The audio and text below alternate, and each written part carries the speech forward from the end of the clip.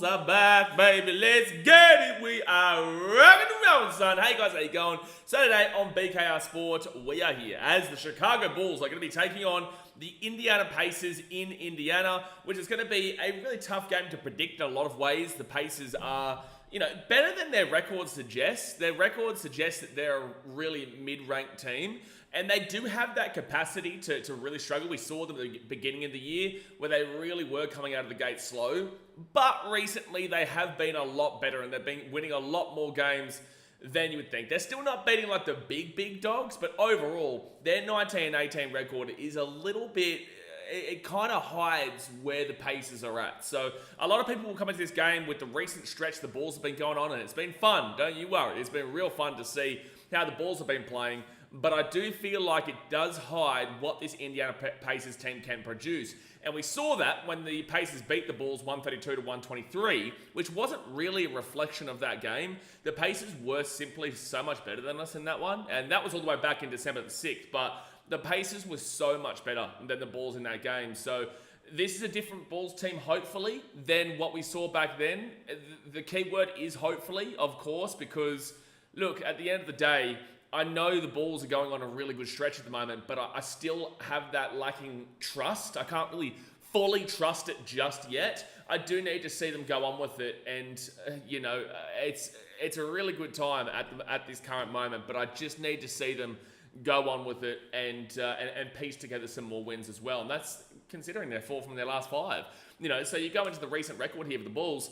We're coming off that 114-110 win over the Spurs. Amazing game there. Came back from, I think, 13 points down going into the fourth quarter. We were down by 19 points at one stage. Won that one 114-110. Obviously, the Kobe White slam dunk was amazing. Zach LaVine had a great game.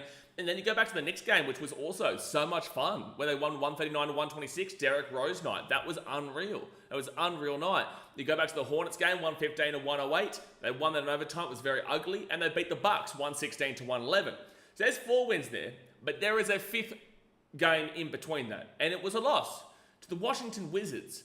Right? So this Bulls team beat the Bucks. The Bulls team beat the Knicks. This Bulls team beat the Spurs with Wemby.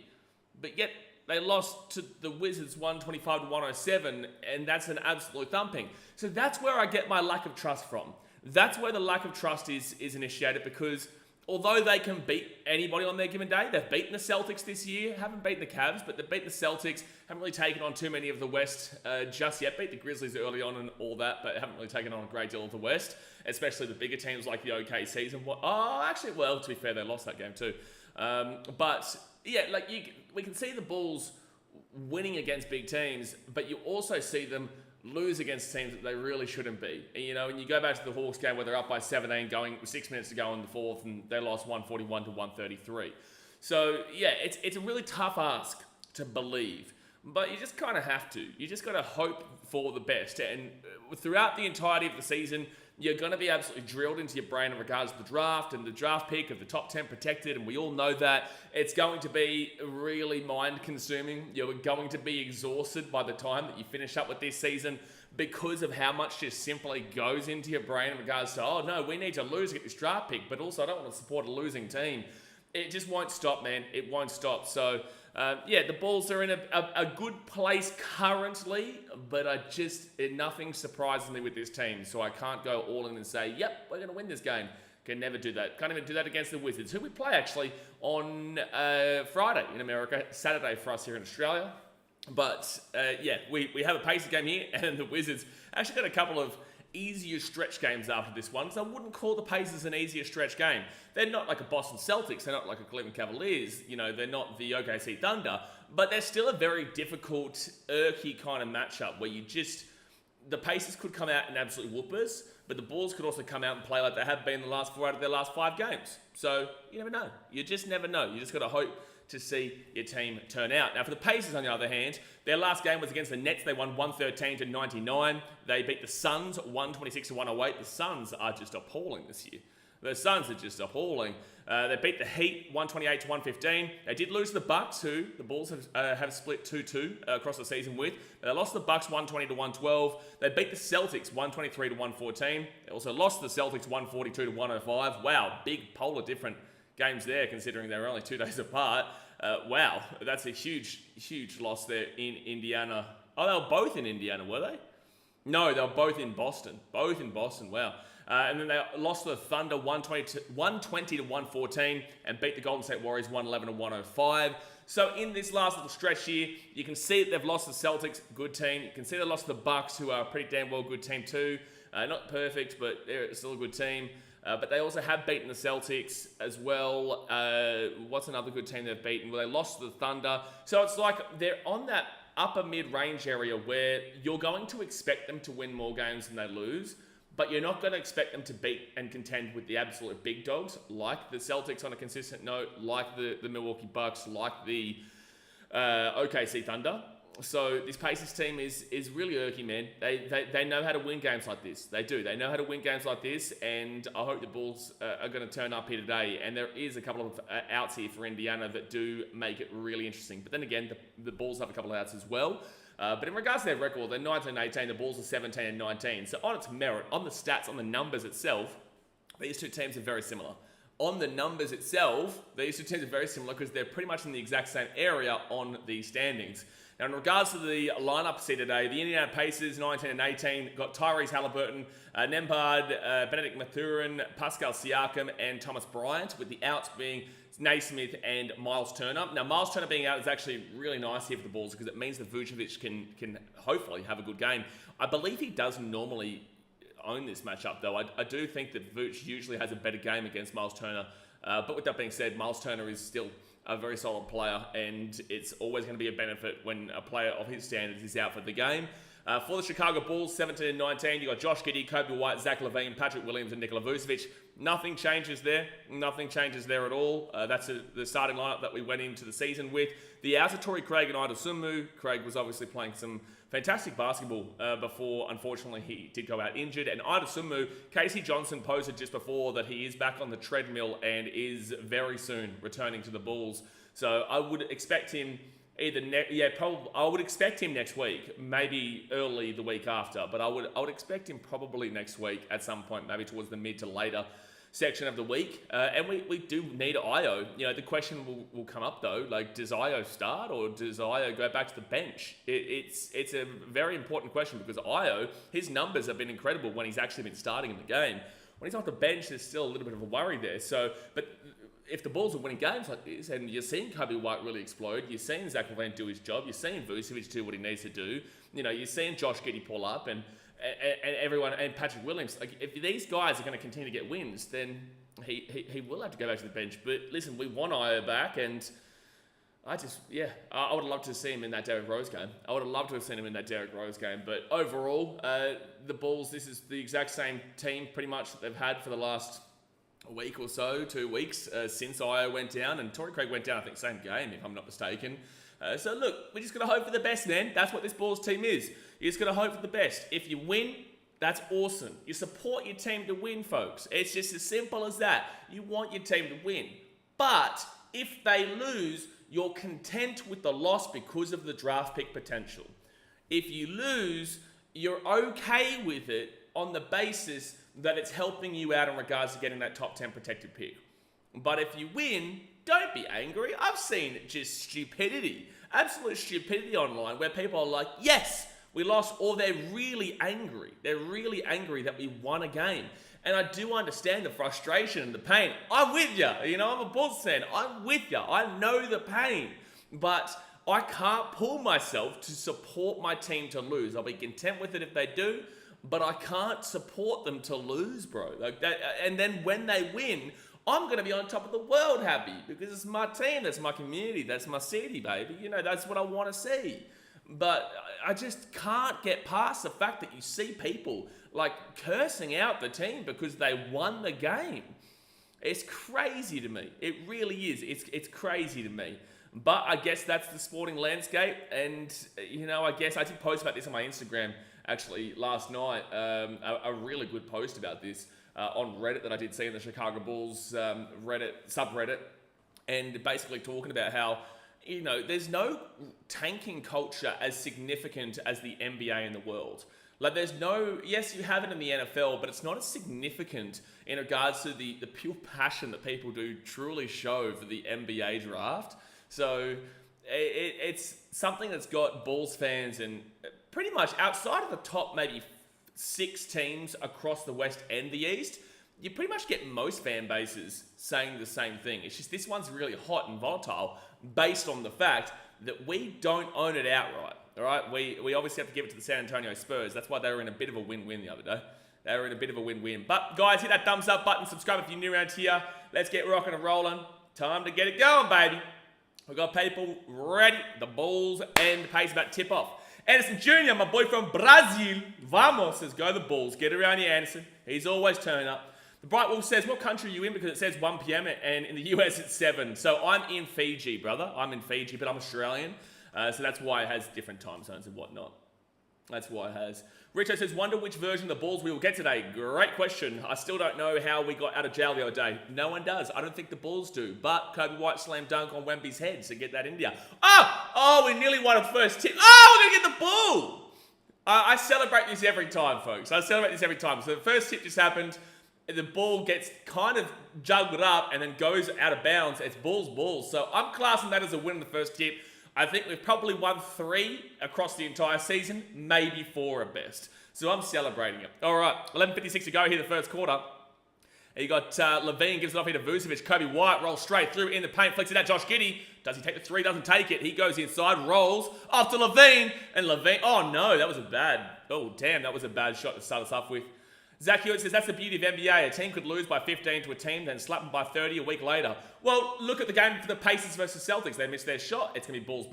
Look at the Pacers versus Celtics game a couple of weeks ago, right? The Celtics beat them by over 30 points at the Garden. 30 points at not Madison Square Garden, TD Garden. And then they proceed to lose to the same team by 9 points 2 days later in the exact same building. That's it. Oh, turnover. Jeez, that was awful. Scoreboard, thank you for letting me know. Let me just update this quickly. There's a 3 for the Pacers. They missed that one, and Vucevic will get his first rebound of the day, baby. Kobe White. So I'm trying to update this scoreboard. Let it go live. Oh, there's a bang to start us off with, son. There's a little bang to start us off with by Vucci. It's 2-0 to the Bulls. 10:57 to go here, the first quarter. Vucci, baby. Now we're talking. And that's a foul against Kobe White. Anderson Jr. says, good night. Tonight will be a victory for the Bulls. Anderson, how much have you bet on the Bulls to say that? How much have you bet on the Bulls? I know you like to have a little bit of a flutter on the Chicago Bulls, so because I see your tags and stuff on the Instagram stories and whatnot. How much have you bet on the Bulls today? It's a risky business betting on the Bulls. It is. Oh, there's a 2 coming up for the Pacers. Siakam slaps in that one from the top of the key. Can you guys just confirm for me the internet's flowing, by the way? We've had quite a few. Oh, not you today, outside with G. No, son. Love ya, but not today. Josh Giddey, he's got an open shot if he wants it. I want you guys to confirm for me the internet's flowing nicely because I've had a lot of problems in Fiji with the internet today. But Giddey slaps in the 2, makes it 4-2 with 10:21 to go of the first quarter. I'd love to see him start off 1 from 1 because sometimes they can start off 0 from 3. There's a 3 for the Pacers, and they will hit that one. That was a really good screen.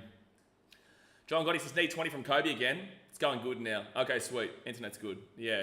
It was a worry, man. I nearly thought that I wouldn't be able to stream today, but we're sweet. Josh Giddey now with the ball. He's got no one really. Gives it out to Levine in the corner. This is a 1-on-1 matchup here. Rolls. Come on, Zach. No, don't pull up. That was good defense, to be fair. Josh Giddey has 4.7 seconds. That was an awful shot, but it was again. Giddey will miss that one. Bulls do usually start off slow. This is actually probably a faster start than they normally would. Good defense, Kobe. Good defense, Kobe. And they miss a shot, and Patrick Williams will get the rebound based on that. Let's go. So Patrick Williams got the screen there from Vooch. Out to Josh Giddey. No. Okay, he had an opportunity. I'm glad if they don't take 3s all the time. Patrick Williams for 3! No. What, you thought Patrick Williams was going to slap that down? You wish, mate. You wish it. You wish it. Can't beat the Fiji feed, mate. Can't beat the Fiji feed, but there's the 2 for the Pacers. Makes it 7-4 with 9:10 to go. Tyrese Halliburton gets his first points. Oh, no way. Giddey's just given a turnover off the inbound. No way.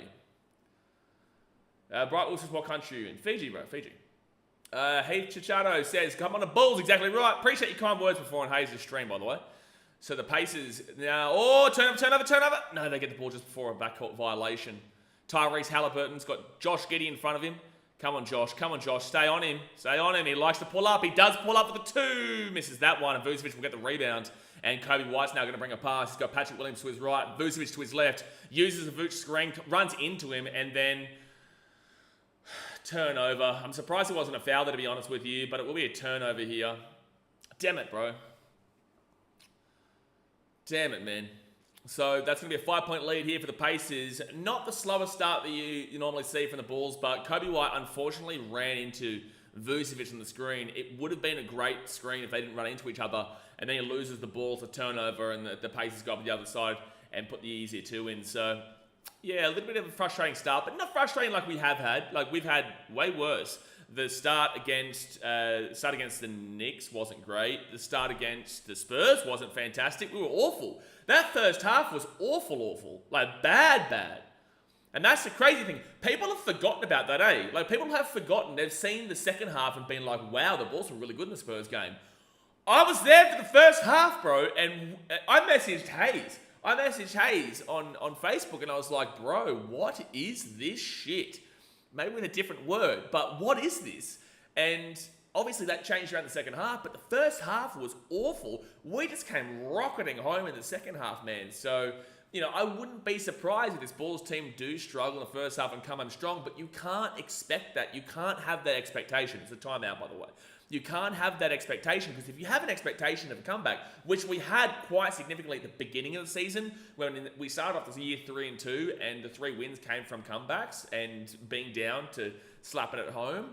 And I was saying to everyone, like, relax, man. Like, you can't just expect comebacks, because if you expect comebacks, it won't happen, and it will be incredibly frustrating every time. And teams will learn that you're planning to attack them in the second half rather than the first, get a big enough lead, and then go into, you know, ultra-conservative mode, right? So there's a lot of things in play, but you don't want to be a team known for that. Like, it's the most exciting way to win basketball, coming back from a unwinnable position to win, right? And then have a Kobe White slam dunk, but you can't expect that every single night. Mitchell says, oh, did I see the Trae Young buzzer beater? Bright Wolf. Yeah, I know, that was crazy, dude. That was crazy. I didn't really want that, because the Utah Jazz are currently like in a bit of a battle with us, aren't they? No, they're 9-26, so I guess it doesn't really matter. I guess it doesn't really matter in regards to what happened over there. I thought the Jazz were a bit closer to the Bulls standings over in the West than that, but no, they're 9-16, so yikes. yikes. But no, that was awesome. That was an awesome shot from Trae Young. Like, it was a tied game, so it was more than likely to go to overtime anyway, but it was a great shot to finish it. And with the walk-off. Daz of the Sports fans, hello Blaze, let's go Bulls. Exactly right, Daz of the Sports fan, fire it up.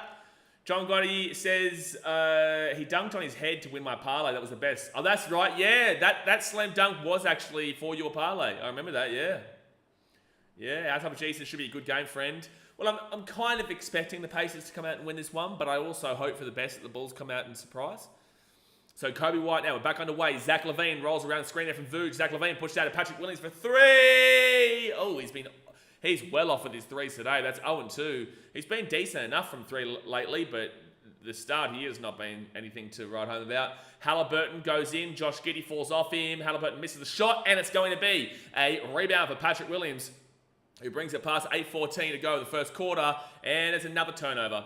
Turnover Bulls in the first quarter. Turnover Bulls. That's 3 turnovers already in the first quarter. We've only been here for 4 minutes. There's a 3 for the Pacers. Missed that one badly, and Josh Giddey will get the rebound. Okay, so Vucevic again with the screen. I want to see what Vucevic is like from the 3 today, because it's going to be a live and die by the 3 game today between these two teams. Patrick Williams, good aggression. That's going to be a foul, not and 1. He does not make the shot, but it will be a foul. 2 free throws for P. Will. Can we all agree the Pacers have the ugliest looking stadium? Yeah, well, no, it's not like the United Center. Let's put it that way. United Center is the greatest looking stadium that ever did stadium, mate. The United Center is potentially the greatest looking stadium that ever did stadium, and that's talking all stadiums. So Patrick Williams' first free throw, and he's off on his shot today. Wow. Patrick Williams off on his shot today. That's 2 missed 3s and also his missed free throw. Bright Wolf says, do you see Trae Young? Bright Wolf, I literally spoke about that for like 2 minutes. What do you mean? I literally just replied to your question for like 2 minutes. Patrick Williams puts the second free throw in, and it's now 9-5 into the Pacers, 7:50 to go with the first. Tyrese Halliburton, he's got Zach LaVine in front of him. Lock in, Zach. I was going to be pissed I couldn't watch along with the Bulls game on KO, but I can't really be disappointed they're streaming OKC vs Cavs. Oh, that's a good game, yeah. That's a really good game. Wow. Is that the 2 first seeds? I think that's the 2 number 1s, isn't it? And there's a 3 there for the Pacers that never looked likely, and that will be a rebound here for Lonzo Ball, who comes on the court. Lonzo, Patrick Williams, Zach LaVine, Josh Giddey, and Vucevic for the Bulls at the moment. LaVine got 1-on-1 with Halliburton. He'll flick it outside to Lonzo. Lonzo to Giddey. Giddey, oh, that was good deep. Oh, wow, that's a good steal. Nembhard with a great steal there on the Bulls, and they're going to go up the other end and get a 2, so it's 11-5 here to the Pacers. That was a great steal from Nembhard. Oh, you can't complain with that. So Vucevic with the ball, gives it out the back here to Lonzo Ball. He's got Zach LaVine to his left. He uses Vucevic on the screen. Nobody's helping him. No ball movement at all here. Vucevic goes inside, drives, rolls. That was never going in. Damn, yeah, the Bulls are looking real rough in this little stretch here. Real rough. Pacers, oh, no defense. Yep, welcome back to Chicago. They missed the 3, but they get the offensive rebound because that's what we allow teams to do. We just allow teams to get offensive rebounds every 2 seconds. 13-5 versus 31-4. Wow, that's a good one. 0 field goals in the last 3 minutes, 53 here for the Bulls. Josh Giddey here for 3. Bang! Yes, yes, sir. That's the kangaroo boy. That's the kangaroo boy, Josh Giddey. Get around him. He's Australian stallion, son. Australian stallion. Tyrese Halliburton gets it back here to, oh, there's Pascal Siakam. Siakam got LaVine, and it's going to be a foul against Josh Giddey, I think. He says, yeah, I learned Shea is Hayes' brother today. That makes sense. Well, it's not actually like his brother, but it's like his brother. You know what I'm saying? Like, it's Shea is awesome, bro. Like, he's he just types quickly, man, and Hayes loves to jump on that, bro. But no, Hayes is a good bloke, and Shea's always a good part of the chat. Always a good laugh. Giddy up, giddy man. Giddy up, giddy man. So Julian Phillips is going to come on here for the Bulls. Patrick Williams will come out. I don't mind this considering P. Will has had a rough start to this game. A real rough start to this game. Ibrahim says, yeah, it will be underwhelming. Ooh, I can't remember what that was about. Kangaroo boy. Kangaroo boy, SOG. Hop up, son. Hop up. You know, get those hands up and start up. And that's a Giddy special. Oh, that's a good pass, and that's a good bucket there for the Pacers. So it is 15-8. The no defense Bulls today looking hot. Points in the paint, 10 for the Pacers, 2 for the Bulls. Josh Giddey has got, and that's crazy considering they've got no Miles Turner today. So Zach LaVine, he steps back for 3. Bang! Go, Zachy boy. Oh, have they called that a deep 2? Did they call that a deep 2? It's 15-10. It must have been a deep 2. Halliburton. Calm Bulls defense. Josh Giddey on Nembhard. He rolls inside. Giddey's getting done a little bit on defense today. There's a deep 2 there for Halliburton, and he will slap it in. Giddey's getting done a little bit on defense here today. Halliburton looks a little bit wonky there as he's running back. Zach LaVine's got Vucevic there. LaVine drives, up and in. That was easy. That was awful defense from Indiana. 17-12 into the Pacers, 5:10 to go of the first. I do like how this isn't like getting thrown away early, like a big scoreline put on us early. We are still keeping up with them. Lonzo Ball double teams. Steal by Josh Giddey. Let's go. Lonzo Ball. Zach LaVine. He goes inside. Puts it up. Misses it. No way. Vucevic gets like 2 rebounds and then gets the ball in. Damn. So Zach LaVine misses the shot. Luckily, Halliburton had already run past it, and then Vucevic had to tip it up and missed it, and then tipped up. I think missed it again and then put it in. Should have taken Giddey over 1.5 threes, outside what G says. I think that would have been a good bet in this game today. You know, both teams defensively are... Well, I'd say the Pacers are definitely better than the Bulls defensively, but both teams are going to allow threes today. Whoever wins this game is going to be the one that gets the most threes, in my personal opinion, which is why I think that... Yeah, I don't know how actually, outside what G asked me this question, because I don't watch a great deal of Pacers unless they're playing the Bulls. How has Miles Turner 3-point shooting been recently? Like, that could be a big play here today, because I haven't seen a great deal of him this year, but I know that he definitely can knock it down from time to time, which is huge, which is like why Vucevic has been having such a good season for the Bulls, because we know that he can walk into one, or he can be given one at the top and knock it down. How's Miles Turner's threes been? Again, not playing today, but I'm saying like maybe that could be an impact. It comes down to who shoots the best threes in this game, because the Pacers would normally like to utilise that Miles Turner connection as well, though, but they can't today. So I feel like you're going to see a lot of threes jacked up from Halliburton. You're going to see a lot of threes jacked up from Zach LaVine, and LaVine slapped one in already. Even I think they called it a deep too, but LaVine already slapped one in already. So damn, I knew I should have put Giddey for 15 plus. I got him at 10 plus $1.50. Well, I think this game should be a higher scoring game. It's not looking crazy high scoring right now, but I do think this should be quite a high scoring game. I'd probably say I haven't looked at the betting markets and whatnot. I don't bet, but I would probably say it would probably be sitting around the 226.5 mark. I would say maybe the over and under is at the 226.5 mark, maybe. Or is it more sort of like 223? I'm not too sure. You guys will know more than me about that. Seeing shades of Michael Jordan from that number 2 on the Bulls. Hey, Michael Jordan.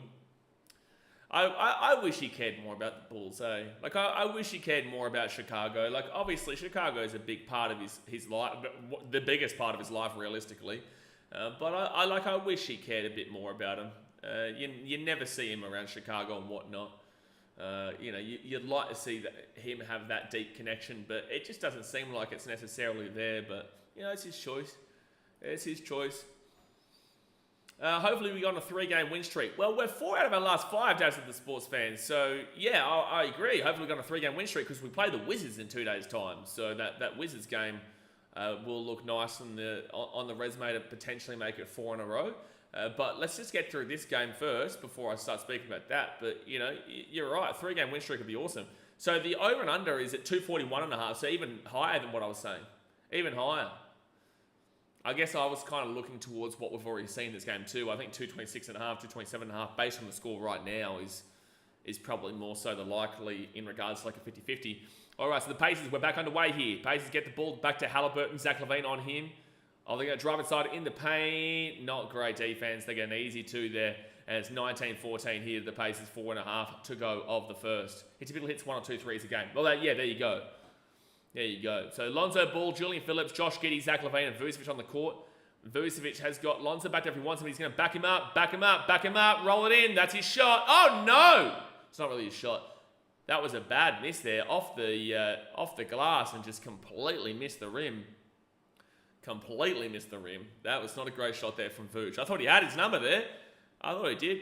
Tyrese Halliburton. Oh, good steal, Lonzo. That was a great read. That's a great read by Lonzo. And puts it up and puts it in with the steal. That's huge there by Lonzo. Cares more about the Hornets. He doesn't own them anymore. To be fair, he is from North Carolina. He did play for North Carolina. Oh, no. There's a 3 here for the Pacers in the corner. Oh, they missed a shot. Rebound, Josh Giddey. Let's go. Zach LaVine tipped it up and Josh Giddey gets the ball. All right, 3-point game. Josh Giddey drives in on Halliburton. His defense in great. I'm surprised it will be a turnover. I was about to say I'm surprised it wasn't a steal, that pass, but it will be a turnover regardless. The pass was a little bit too hard for LaVine and just bounces over the sideline. Who would I like to see on the Bulls roster? No podcasters answer this one.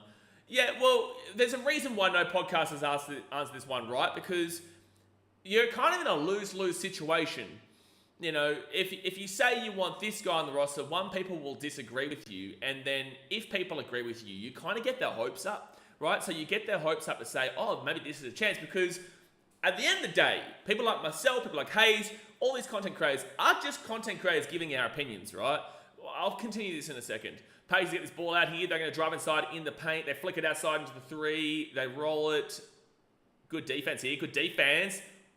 Oh, buzzer went off. Okay, so it didn't go in anyway. It was close.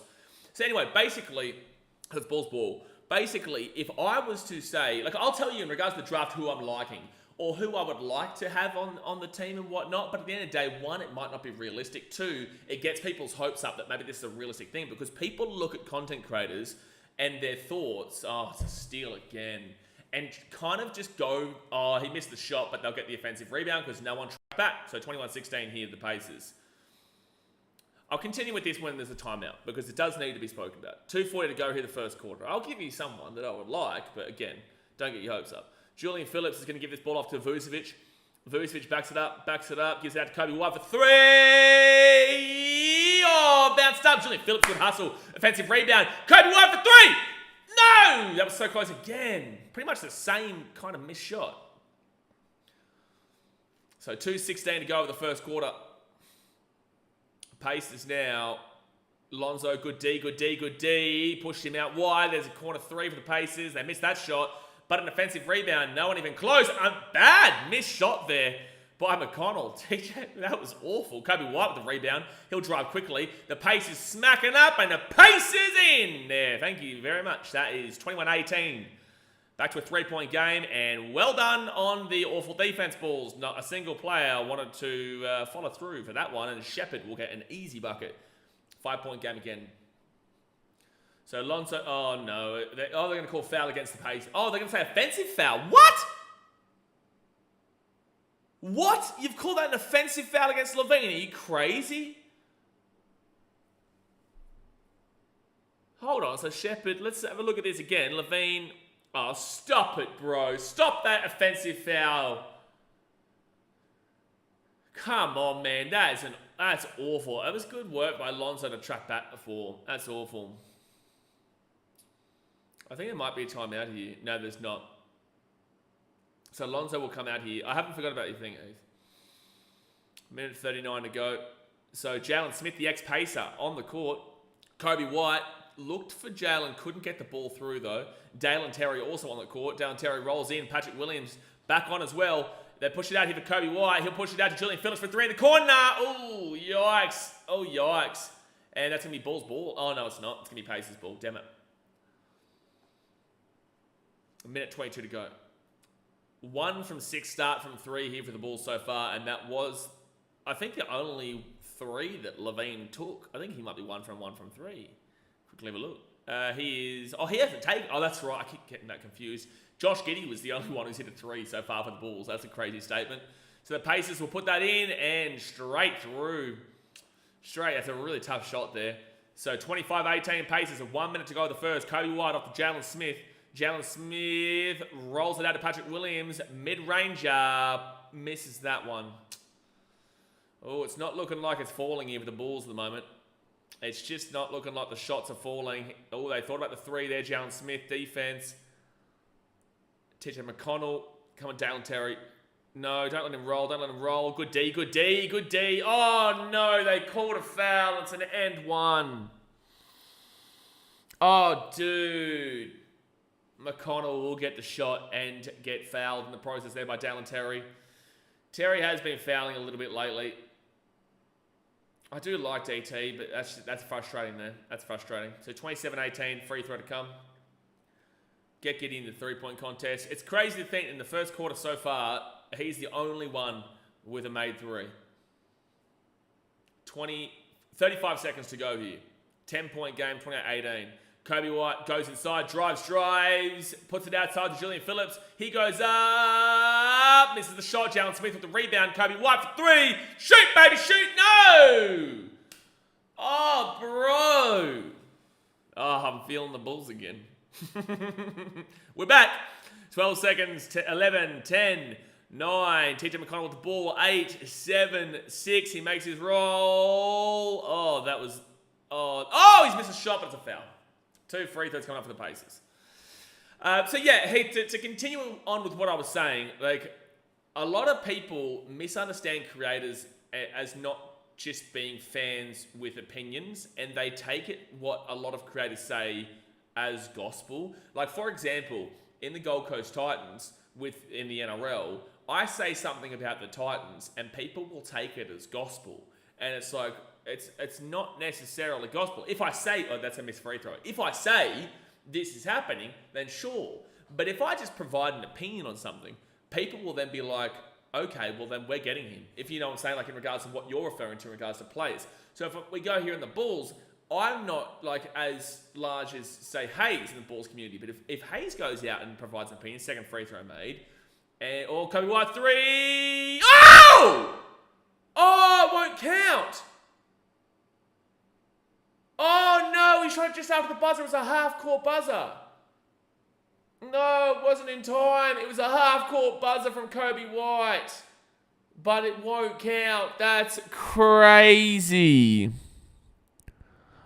Oh, that's crazy, dude. I can't. Lonzo Ball had a great first quarter. Well, anyway, end of the first quarter, there's 29-18. So hit that thumbs up button, guys. Subscribe if you're new around here. I'll give you something, though. I will say who I would like to see on the Bulls. I don't really care in regards to trades because our thought process isn't win now. In regards to drafting, and I think I replied to your comment on my clip the other day that I put up, I would like Asa Newell if he falls to us or we get a high enough pick for him.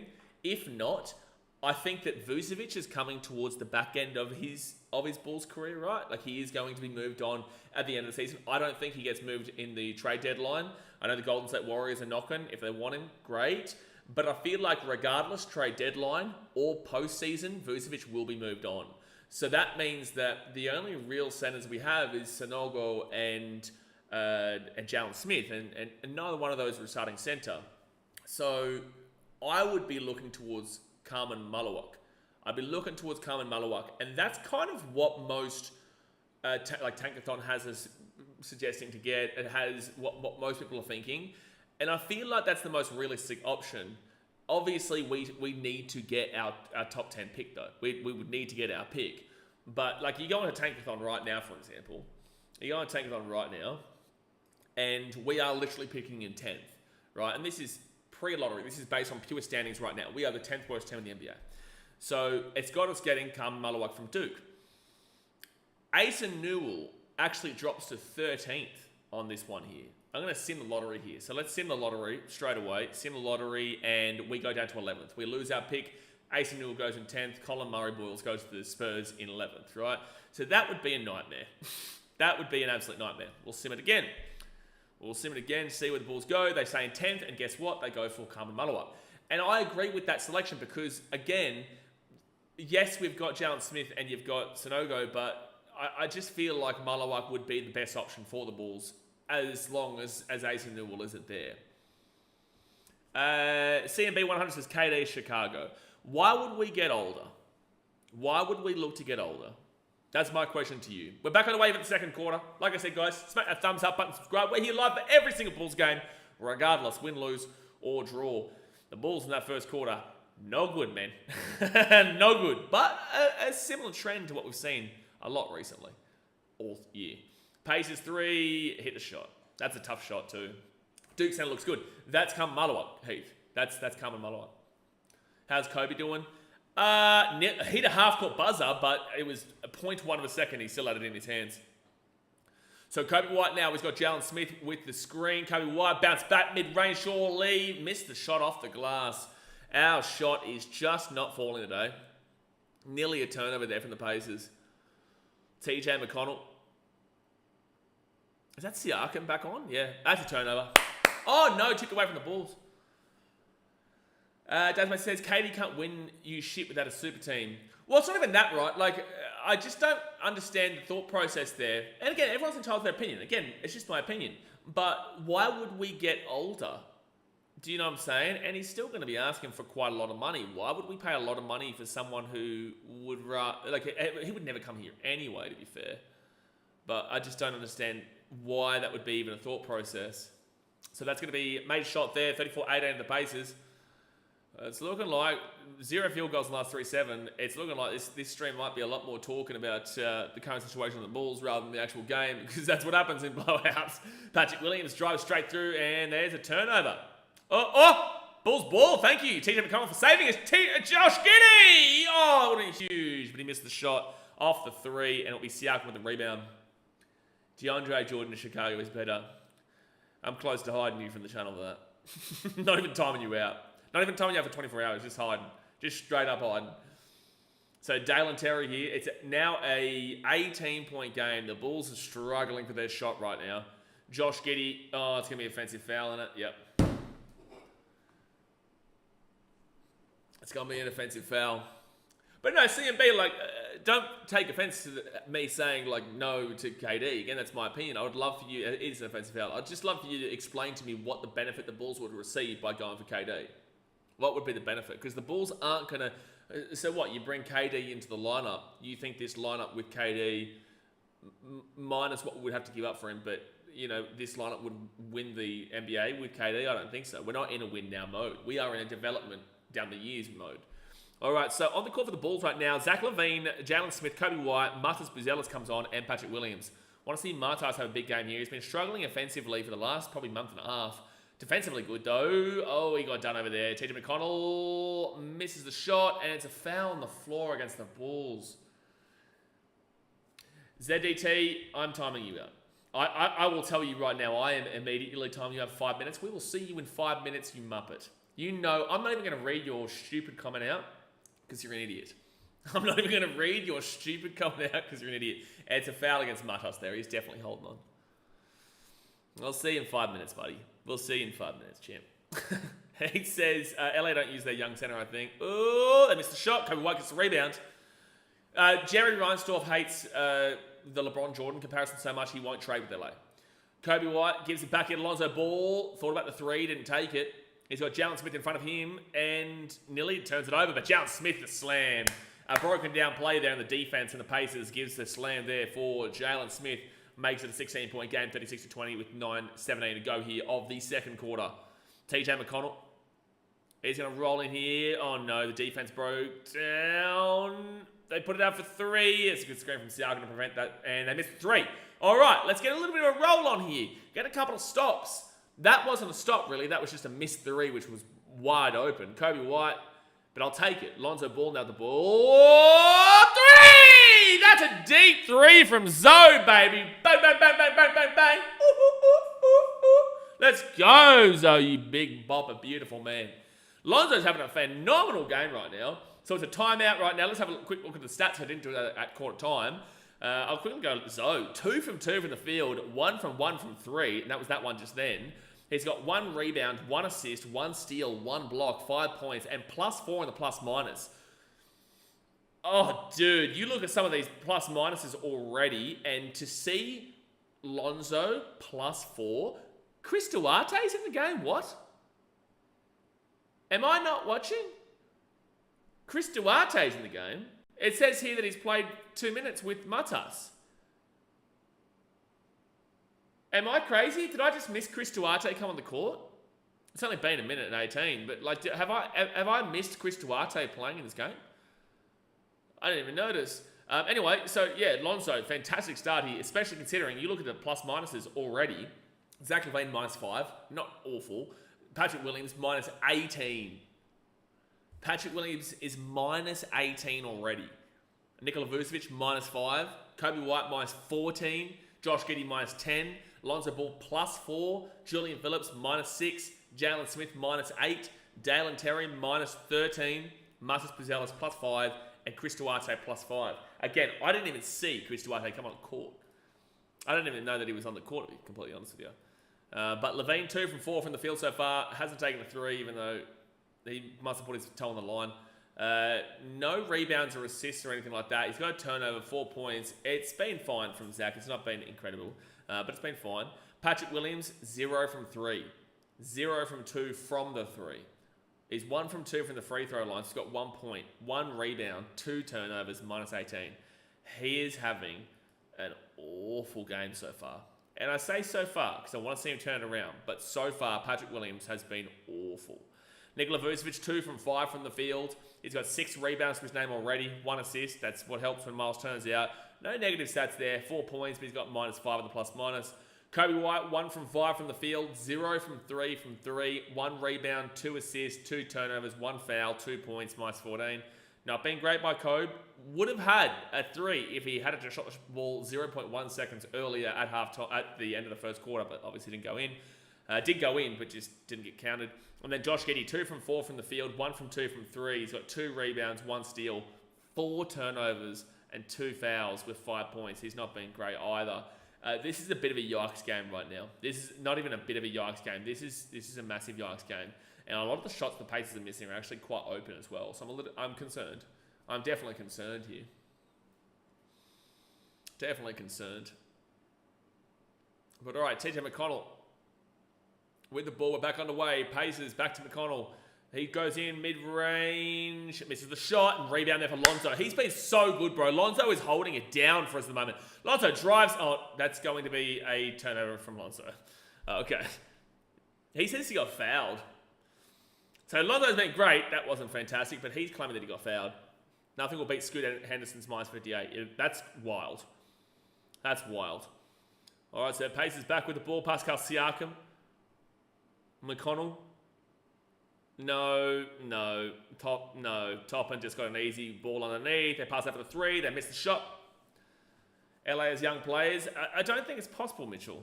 LA don't develop players. Ask the Clippers about Shai Gilgeous-Alexander. Three for Levine. He misses that shot. And it will be a rebound for the Pacers. Like I didn't see that. That would have been 600 seconds. It's up to you, brother. Siakam will hit the glass and put it in. 38-23 here, 15-point game, and there's a foul against Jalen Smith. Oh, it's an offensive foul. We've had 4 offensive fouls in this game already? What have we had? 3 or 4 offensive fouls already. So is Chris Duarte on the court right now that I'm just not seeing? Am I blind? I must be blind. Jalen Smith will come out. He's complaining about the call. I want to see with my own eyes that Chris Duarte is on the court because Casey Johnson just posted about it. And I see on the stat sheet that he's played 2 minutes. Oh, there he is. Okay. I've seen it with my eyes now. Oh, I've been getting him confused with Zach. I've been getting confused with Zach. Chris is definitely a bigger guy than Zach. All right, Matas, defense. Oh, they push it out here into the corner for a three. Pacers missed the shot. Rebound, Lonzo. Let's go. Zach LaVine now.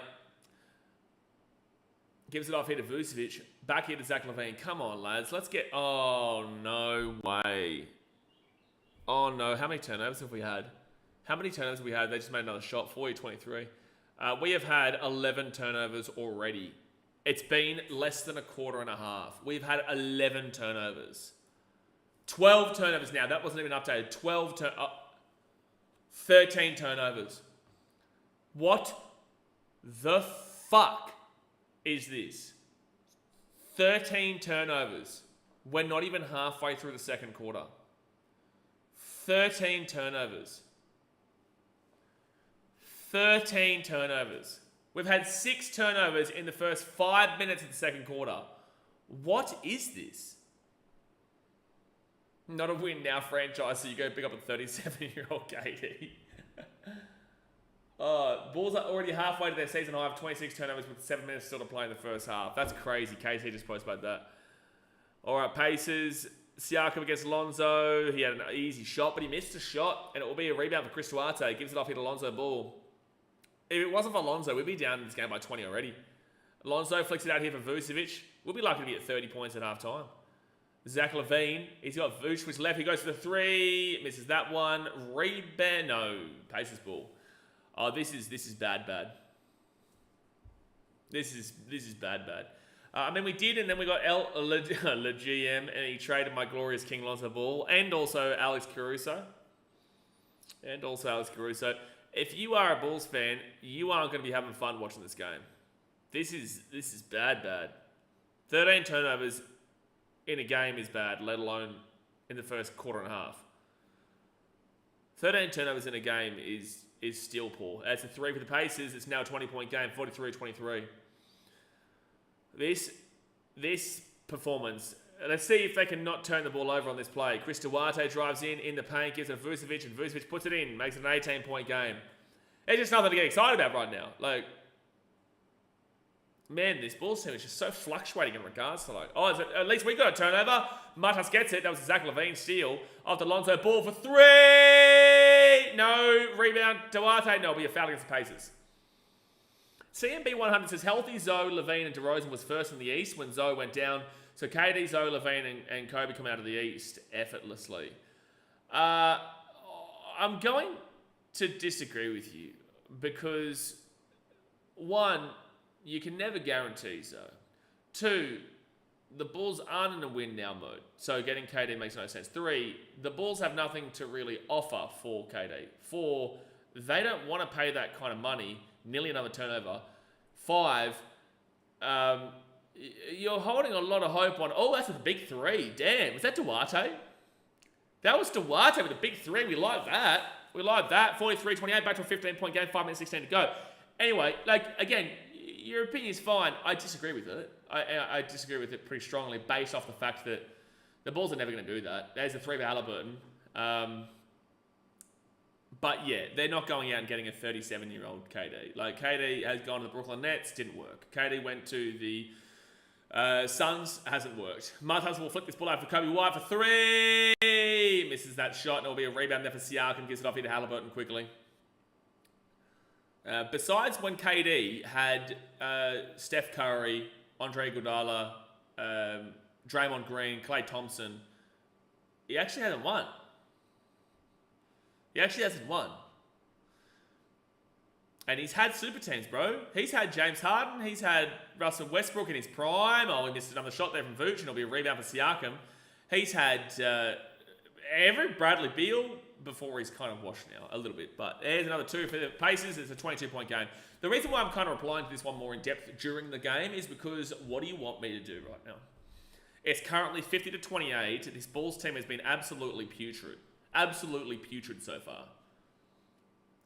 Thomas Maturin has just absolutely just crushed that. It's 50-28. We'll be lucky to get 40 points before halftime. We'll be lucky.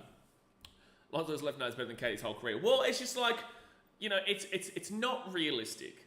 As in an ideal world, I probably wouldn't even take it either, right? Because I just don't feel like the Bulls, like if you're getting KD, you need immediate success.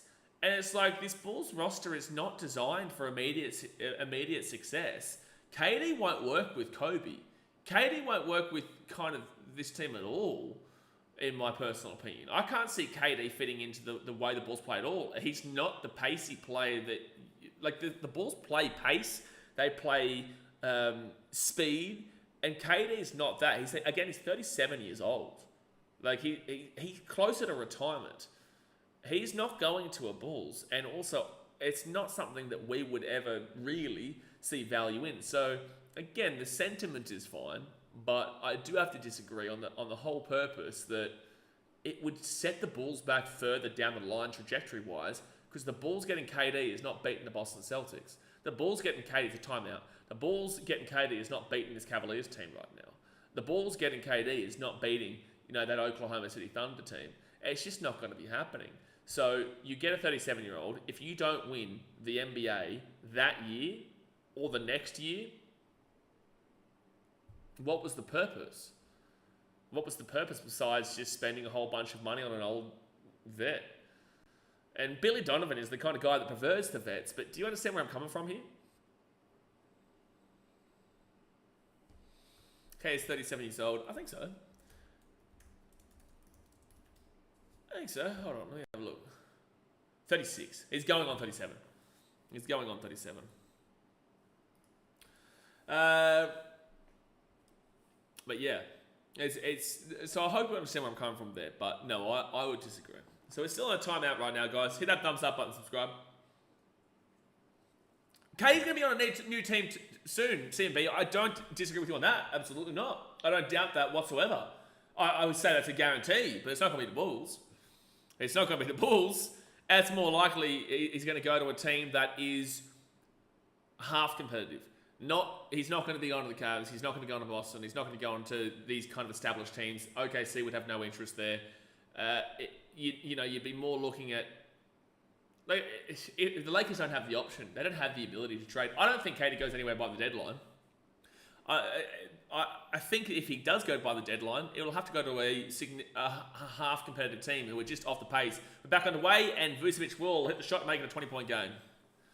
KD's teammates: Westbrook, Harden, twice Ibaka, Curry, Clay, Green, Cousins, Iggy, Beal, Booker, Aldridge, and Swaggy P. Only 2 rings. It's a crazy lineup, bro. And there's a steal there by the Bulls. Oh, no, it was close, and that's going to break down the defense because of that. That's going to break down the defense. Yep, and they get an easy 2. Patrick Williams, I like that he went for the steal, but unfortunately it didn't work out. So Pascal Siakam for 16. It is a 22-point game, 52-30 to the Pacers. Giddy off to Vucevic. Vucevic outside of Patrick Williams. P will Levine off to Vooch, who's not having a fantastic game so far. Vooch will back up, back up, back up. This is his shot usually. This is his shot. He likes that roll, puts it up and puts it in. Let's go. Not his normal shot, but we'll take it. Are they about to foul? Are they going to say pace a foul against Bryant? Are they saying foul against Vucevic here? So we made the shot. Don't worry about that. But is this a foul against Vooch they've just called after the shot? I don't know. Also, salaries. Salaries in that. Yeah, like, in regards to trade, CMB, salaries-wise, we won't be able to get a trade there anyway. And again, I wouldn't suggest it at all, but salaries wouldn't match up. You'd have to give up. You'd have to give up significant. So there's a foul there against the Bulls. It's going to be 2 free throws coming with the Pacers for Tyrese Halliburton. Kobe White's not guarding anybody there. Kobe White's not guarding literally anybody. Hold on, just messaged him. So first free throw. It's not even Halliburton taking the free throws. It's Mathurin. I'm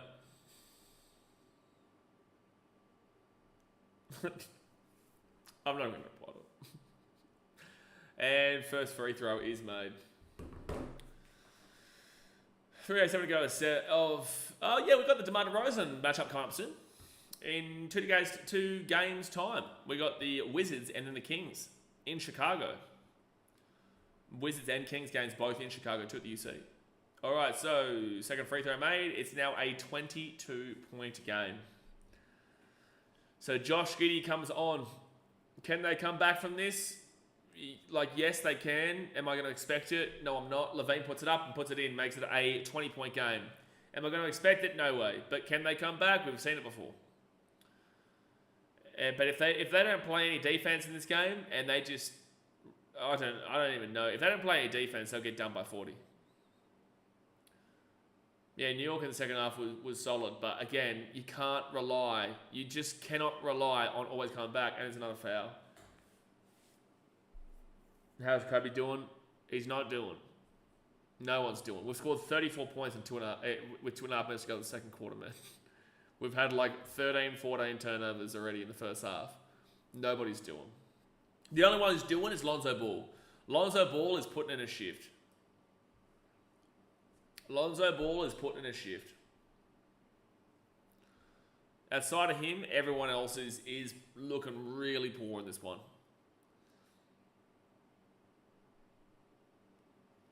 Lonzo's 2 from 3 from the field, 1 from 2 from 3. 3 rebounds, 1 assist, 1 steal, 1 block. Does have 2 turnovers, but you know, you've got 4 turnovers for Giddey, 2 turnovers for Kobe White, 2 turnovers from Patrick Williams, 2 turnovers from Zach LaVine, 1 turnover from Jalen Smith. It's just a shit show right now. It's just an absolute shit show. And, double text there. Well, first free throw there for the Pacers, now 55-34.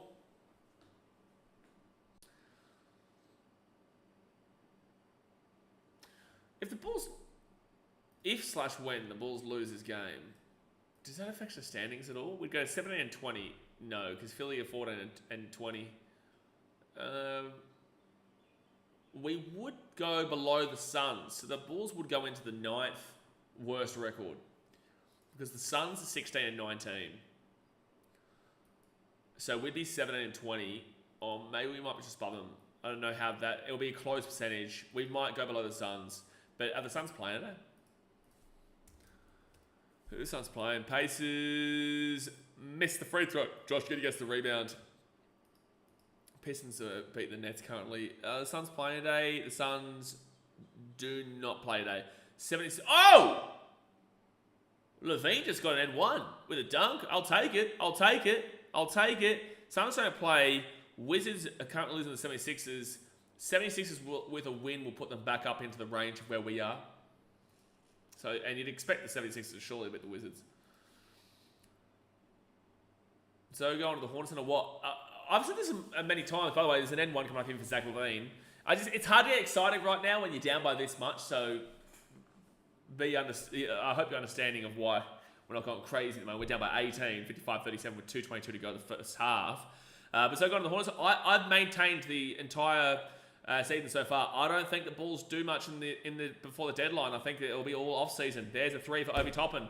Like, we're doing jack shit, bro. This is absolutely pathetic. Like, this is just wild. 2 minutes and 7 seconds to go in the second quarter.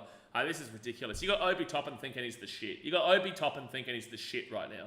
Oh, another steal. Another steal. Another steal, bro. Are you shitting me? Oh, bro. What is this shit? They're just passing them the ball. They're just giving them the ball. This is outrageous, bro. I think the Bulls will get hot in the off-season. I think the Bulls get super hot in the off-season, man. But I can't see the Bulls doing much. Deadline. Kawhi 3 will hit the 3. Congratulations, we hit the 3. That's fantastic. That's fantastic. We're down by 20 after that 3. Open 3 in the corner for the Pacers. And, they get the offensive rebound. Again, another offensive rebound. And then Patrick Williams will finally get the defensive rebound. Right after that, Kawhi drives in, puts it outside Levine for 3. Awful shot. Giddey puts it up, gets the offensive rebound. Another offensive rebound, puts it in. So, 60-42. Oh, boy. But yeah, I think at the off-season, the Bulls get hot, bro. I don't think before the deadline they get hot. I think NBA execs said the same thing recently, too, in regards to all teams. There's a 3 there for Pacers, open 3, because nobody likes to defend. And at 63-42, nobody likes to defend. The Pacers are going to be thinking they're a red-hot team right now. The Pacers are going to think they're the greatest team since sliced bread. I can promise you right now, this is absolutely 150 billion% Bulls doing. 150% Bulls doing. I've seen this show. I've seen this episode before. Zach LaVine, deep 2, puts it up. Missed that shot. That was dumb. Had a lane too. That was dumb. Cool. I'd like to see Zoe partner up with LaMelo. I just don't think that's going to happen. But I'd love to see it. They're never healthy with each other anyway, to be fair. Like, when we play the Hornets, it's either Zoe playing or it's LaMelo playing. It's not both. But I'd love to see that. It'd be cool. Oh, Giddey's going to get an easy shot there and puts it in for the 2 to make it a 19-point game, 63-44. I'll take the points. Like, it is 4 seconds to go here the first half. They pass it out, and there's a travel. So we're going to have 1.6 seconds here to try and hit the shot. 1.6 seconds here. If we can hit a 3 and be down by only 16. Oh, off to P-Will. Shoot the shot. Oh, it was close. Well, that was pathetic. That was absolutely just... That first half was something out of a movie. And I'm talking not a comedy. No, actually, you know what? I'm talking horror comedy. I'm talking... What's a horror comedy? Horror comedy movies. What are horror comedy movies? We've got something called Night Bitch here that just said. What the hell is a Night Bitch? What the hell is Night Bitch? I just see it come on my screen. I don't watch scary movies. That's why I would have no idea. I'm trying to compare this to... Scary Movie's a good one. A comedy just about, thriller and whatnot. That's a great movie, by the way. Great movie. What's a good comedy horror? I don't watch comedy. I don't watch horrors. I love comedy. I don't watch horrors. We'll go with... shit. You know what? We're going to go with Night Bitch. I've never heard of this shit, but I'm going to go with Night Bitch. What's it even about? You can watch it on Disney. What's Night Bitch about? Night Bitch. Wolf Creek. Oh, Jazz, mate. What comedy are you watching? What comedy? You thinking Wolf Creek is a comedy? What a bitch? You serious? Night Bitch movie. I need to see what this is. This is what we're comparing this game to. Night Bitch is a 2024 American black comedy horror film written and directed by Cool.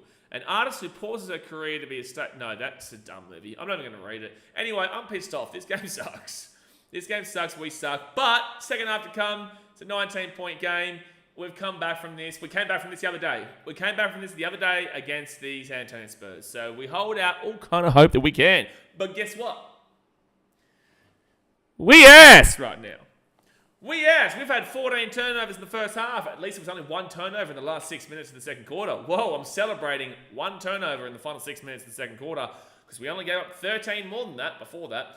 Zach LaVine, 4 from 9 from the field, 0 from 2 from 3, 2 assists, nothing else besides 3 turnovers, 9 points, -9 the plus-minus. Not his best.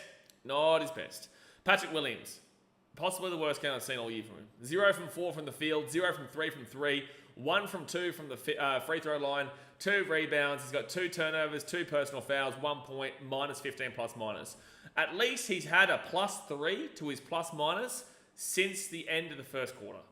He was minus 18 at the end of the first quarter, now he's minus 15. Unbelievable, fantastic. Let's write home about it. I'm just saying, hey Mum, I'm writing here.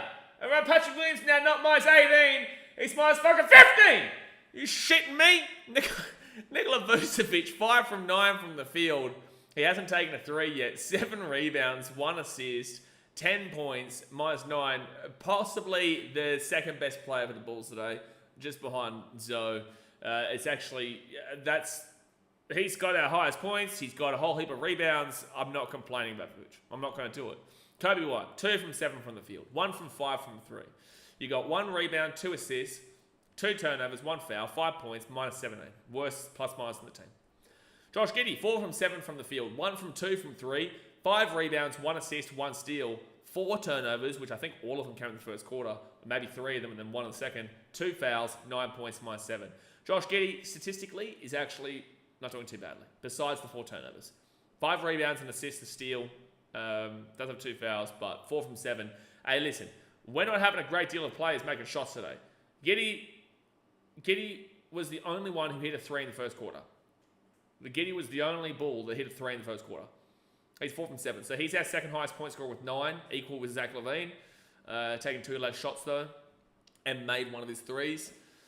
So I'm not going to complain too heavily about Josh Giddey, but he's also been really poor defensively today. Defensively, he's fallen off a lot of players. Lonzo Ball, 2 from 3 from the field, 1 from 2 from 3. You've got 3 rebounds, 1 assist, 1 steal, 1 block. Does have 2 turnovers, which mostly happened early. No fouls, 5 points, minus 1 the plus minus. Clearly been the Bulls' best player today. He's showing effort. He's getting steal. I nearly said steals, but like he's showing effort. He got that really nice steal. He's showing good defensive poise and has made his shots that he's taken. So Zoe's been our best. Vucevic will be second. Julian Phillips, 0 from 2 from the field, 0 from 1 from 3, 1 rebound, 1 foul, no points, minus 6. Haven't seen much. Jalen Smith, 1 from 1 from the field. You've got 3 rebounds, 1 turnover, 1 foul, 2 points, minus 10. Not seen much at all from Jalen. Dalen Terry, in 3.5 minutes, he's not played much to be fair. Hasn't taken a shot, only got the 1 steal, which is good. I'll take the steal. But 1 foul, 0 points, minus 13. So in 3.5 minutes, he's got minus 13 plus minus. Kobe White through 17 minutes 22 has got minus 17. Patrick Williams through 14 minutes and 4 seconds has got minus 15. Dalen Terry in 3 minutes and 29 seconds has minus 13 plus minus. Luke, I'll get to that question in a second. Matas Buzelis, 5 minutes 51 played. No shooting, has not taken a shot. He's got 1 steal, 2 fouls, 0 points, minus 4. So not anything good at all, but not awful. It's been much worse in this game, but not great. Chris Duarte, 1 from 2 from the field. Both of those have been 3s, so he's got 1 of them. 1 rebound, 1 assist, no negative stats, 3 points. It's crazy to say that Chris Duarte is probably in our top 3 players today. Chris Duarte. Chris goddamn Duarte. Chris Duarte is in our top 3 players today. Chris Duarte is in our top 3 players today. You got Lonzo. You've got probably Vooch. Maybe you go Giddey, but he's still got 4 turnovers and 2 fouls. Chris Duarte, whether you give him 3 or 4, it doesn't matter. Chris Duarte is in our top 3/4 players of the day. Chris Duarte. He plays for the Bulls. I love anyone who plays for the Bulls. But Chris Duarte should not be in your top 3/4 players of the day. It should not be. It just should not be. Well, anyway, that was an awful first half. It's halftime right now. Like I said, hit that thumbs up button, subscribe. AJ Gaming says, please, Chicago, come back, please. I'm begging. I bet we can do it. The Bulls have done it. They did it the other day against the Spurs. They were down by 19. The Bulls love to play the second half. The first half has always played like an under-6 team, you know, from the up and north side. It's not unbeatable, this scoreline for the Bulls, but I'm not relying on it because the Bulls, and especially the fans, love to rely on this comeback. And I say all the time, if you rely on the comeback, it won't happen. If you rely on the comeback, teams will get used to the comeback and it won't happen. They'll play conservative in the second half, they'll go all out in the first half, and they win the game. And that's what we saw at the beginning of half of the season, where the Bulls would go bang, bang, bang, bang, bang, the back end of the second half, and then win the games in the early part and go 3-2. And guess what? Teams clocked on. They clock on. First half, high pace, high energy, slap them.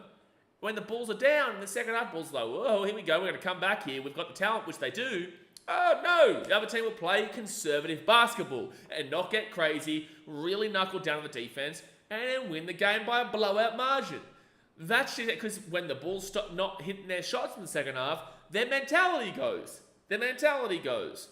So then the opposition team that played conservative to frustrate the shit out of them when the shots weren't coming, well, guess what? They're going to hit some shots because they're going to get some open plays. They're going to get some open opportunities. Welcome to Chicago. Welcome to Chicago. Very different to the last 4 out of our 5 games, but I did warn people. I did say this could happen.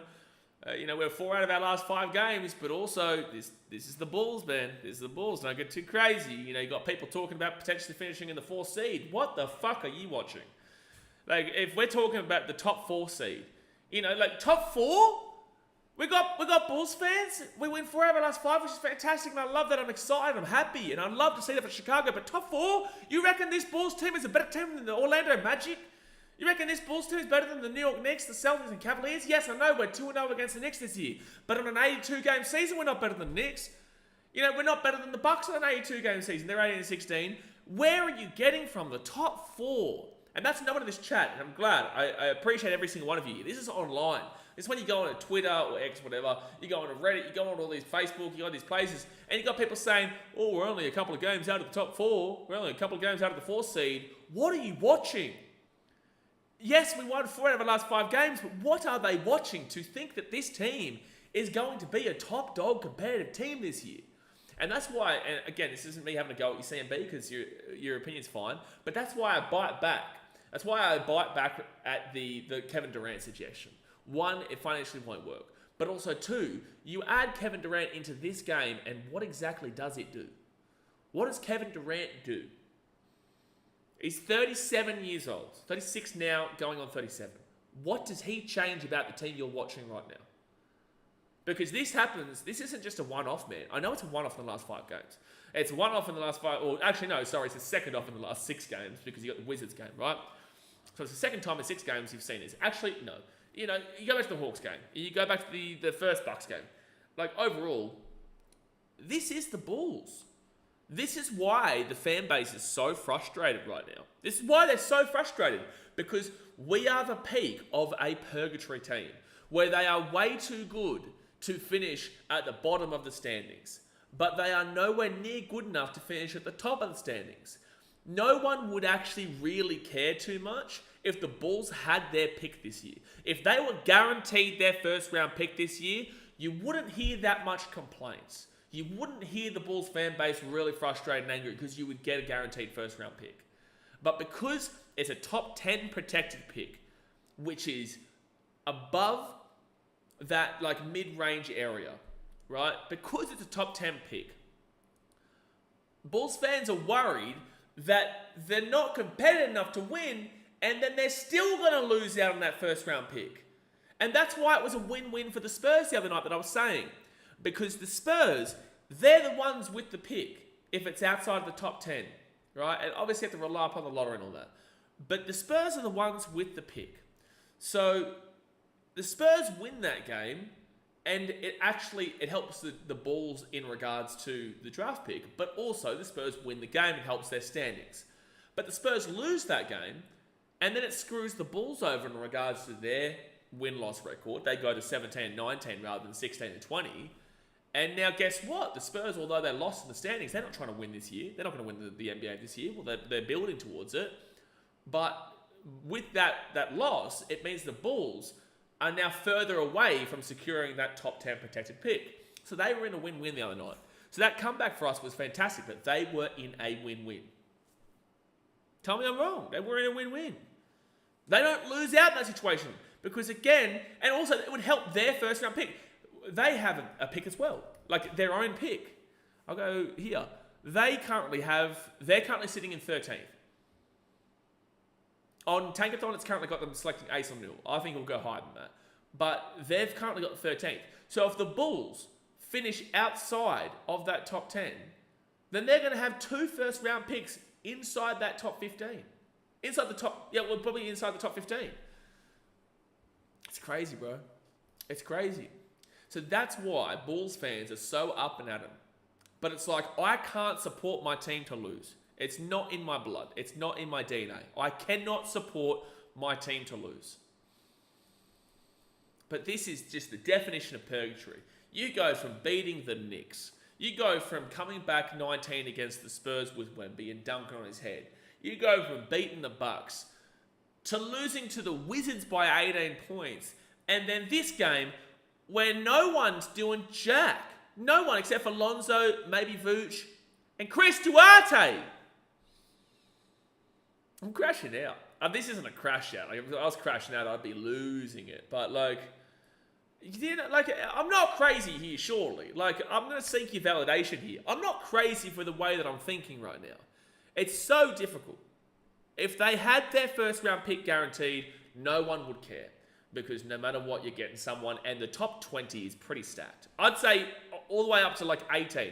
Actually, we'll go back and have a look here. And I do like someone in the second round for the Bulls' second round pick. But, man, geez, we're all the way down to 41st for that second round pick at the moment. Man, I really want Donnie Freeman. I'd really like Donnie Freeman from Syracuse in that second round. But in the first round, like, Hugo Gonzalez is going in 20th on this prediction. Hugo Gonzalez is going in 20th. Rocco Zikarsky is not a bad player from Brisbane. He's in the Brisbane Bullets. Rocco Zikarsky is going in 25th. Man. Surely I'm not crazy in the way I'm thinking here. Big Josie says, yeah, you think we could come back? We came back down 20 before. Can we? Yes. Can we? Oh, Bulls are bold putting up a post right now. Damn, the Bulls are bold putting up an Instagram post right now. I understand it's their job, but it's bold. It's bold. The comments are going to be wild. But Big Josie, yes, I think the Bulls could do it. I don't think I'm going to ever rely and expect it, though, as I always say. I'm never going to expect it because other teams will clock on. We came back against the Spurs. We came back against the Knicks. We didn't... Oh, we kind of came back against the Hornets, but that wasn't really that big. Came back against the Bucks. The Hawks came back on us, to be fair. The Celtics game, the first of the two back-to-back Celtics games, we came back on them. Like, we're all good for a comeback, but then we didn't come back in the Wizards game. We let the Hawks come back over us.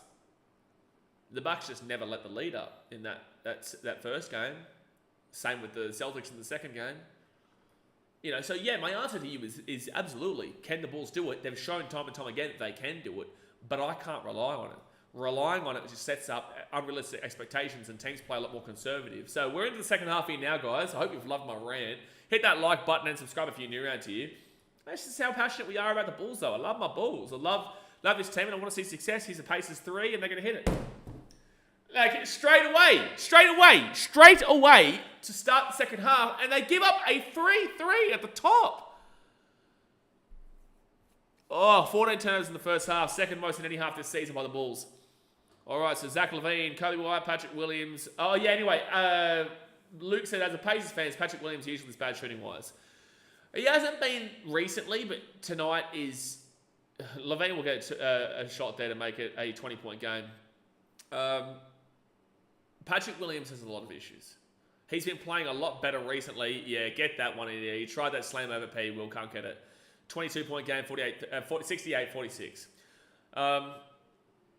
The answer to yours is a pretty hesitant, but yes. Like, yes. But he's had good games recently. Kobe White drives and puts it in for the 2, 68-48. So, yes, Luke, Patrick Williams is usually this bad shooting-wise, but I'd take away the key word of this. I wouldn't say he's this bad usually. Good tip away there from Vucevic. So it's still going to be Pacers ball, but inbounder. Not this bad. This is a really bad one for him, but he's not fantastic shooting-wise. But he's been growing a lot more aggressive recently.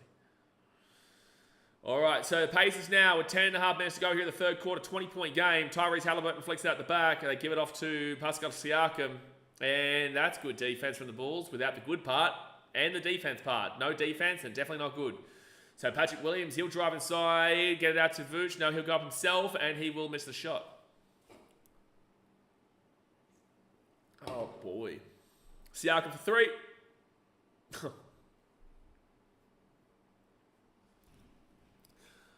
The Bulls should trade Levine while his value is high and build around the young guys.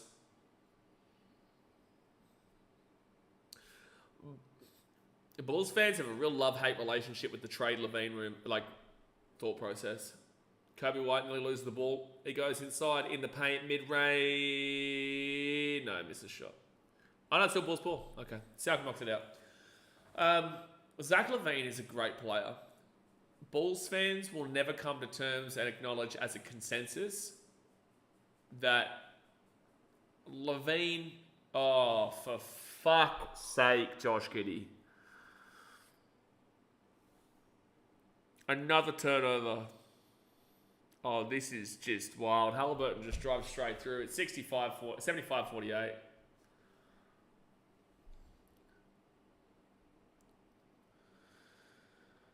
Oh, man. I'm going to message relevant. A message is 75-48. It's a 27-point lead. It's a 27-point lead, lads. Oh, man, I just want to get excited and watch my Bulls play. This ain't exciting. This is awful. This is just terrific.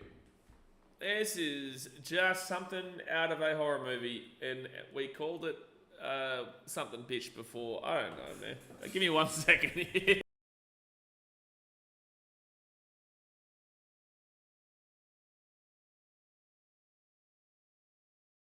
Unbelievable.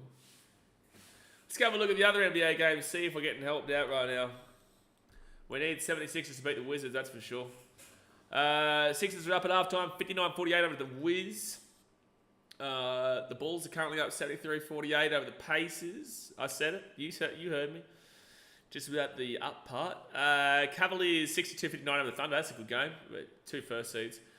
Pistons and Nets 40-34 here to the Pistons. 8 to go in the second quarter. Raptors and Knicks 41-34 over the Raps. I guess we would probably prefer the... no, the Raps are too far away from us, man. We're 17-19. They're 8-28. And then Trailblazers and Pelicans 21-11. It's a bit of a win-win, actually. We'd rather probably the Blazers win that. The Bulls would rather the Blazers win that. They're 12-23. They would go to 13-23 if they were to beat the Pelicans. And that would be closer to the Bulls. But they have lost, obviously, a decent amount more games than the Bulls have. Bulls are about to be at 20 losses. It's a timeout, by the way, if you're wondering what I'm doing. It's a timeout. And God help all the Bulls fans out there. This is a tough time to be a Bulls fan. Besides that 4 out of 5 game win stretch, which it's like you live in the moment, but you're going to have just people on Twitter celebrating the loss. And you're just like, shit, man. Celebrating it. I'm content with it. I'm never going to celebrate it. The spread is currently minus 20.5. Minus 20.5 is the spread. It's a 27-point game at the moment. It's a 27-point game at the moment, man. It's always a tough time for us Bulls fans. Well, besides the 90s and the late 2000s, early 2010s, but yeah. There are a lot of harder teams, though. There are a lot of harder teams to support the Bulls, don't get me wrong. You know, the Wizards are one. They've never won. They've always been kind of mid throughout the entirety of the NBA. And they're awful now with the worst record in the NBA. The Wizards are a much tougher team. Oh, no, Vucevic is down. We're back out here for the third quarter, and Vucevic is down. God bless him. So he comes across, he just kind of gets twisted up. Anderson says Mafia. No, this is just the Bulls. This is just the Bulls, my brother. This is just the Bulls, unfortunately. Well, Vucevic is back up. That's good to see. 9:16 to go in the third. Zach LaVine. LaVine gives it off here to Vooch. Off to Lonzo. Lonzo gets out to Kobe White. Kobe White, 3. Missed the shot. I can't get excited for this game at the moment. In regards to Zach LaVine, I don't know if he gets traded on the pure basis that the Bulls aren't going to get robbed. They're not going to allow, they will miss the shot, LaVine gets the rebound. The Bulls aren't going to allow teams to just use and abuse the Chicago Bulls anymore, which they have done in the past. So I feel like the value for LaVine is going to be too high for teams that are looking to get ooh, that's a wedgie. Kobe White missed a 3, it's a wedgie. I feel like the value is going to be set too high, and I feel like it's going to be a realistic price. But I feel like a lot of teams are going to look to the Bulls for a bargain and say, well, you need us more than we need you, which isn't necessarily true. We don't give a shit about you. We really couldn't give a shit. Like, at the end of the day, this Bulls organization has time and time again said, we care more about continuity, and they care more about, Pacers will win the tip. They care more about, if they don't get the right offer now, they aren't giving it. The Bulls don't care. And I think that's a better way to look at it, and you will actually get someone worthwhile. But until that happens and somebody comes in with an actual good offer for Zach LaVine, not just trying to, ship us off dog shit, nothing will happen. Lonzo Ball, it's a 77-48 game right now. Kobe White rolls in, outside Lonzo Ball, 4-3, misses the shot. It will be a rebound, though, for Zach LaVine. And that's going to be put in for the 2. 27.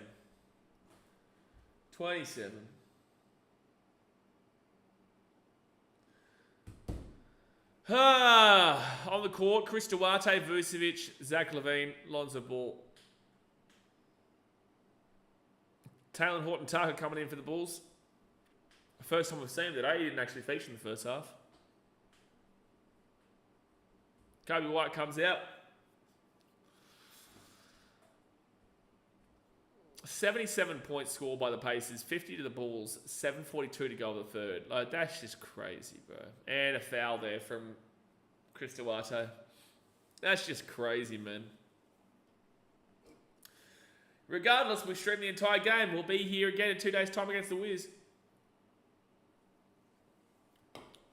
Also, while I'm here, I should drop our link for BKRtravel. We've been posting videos every 2 days, and there's a video that comes out today on BKRtravel.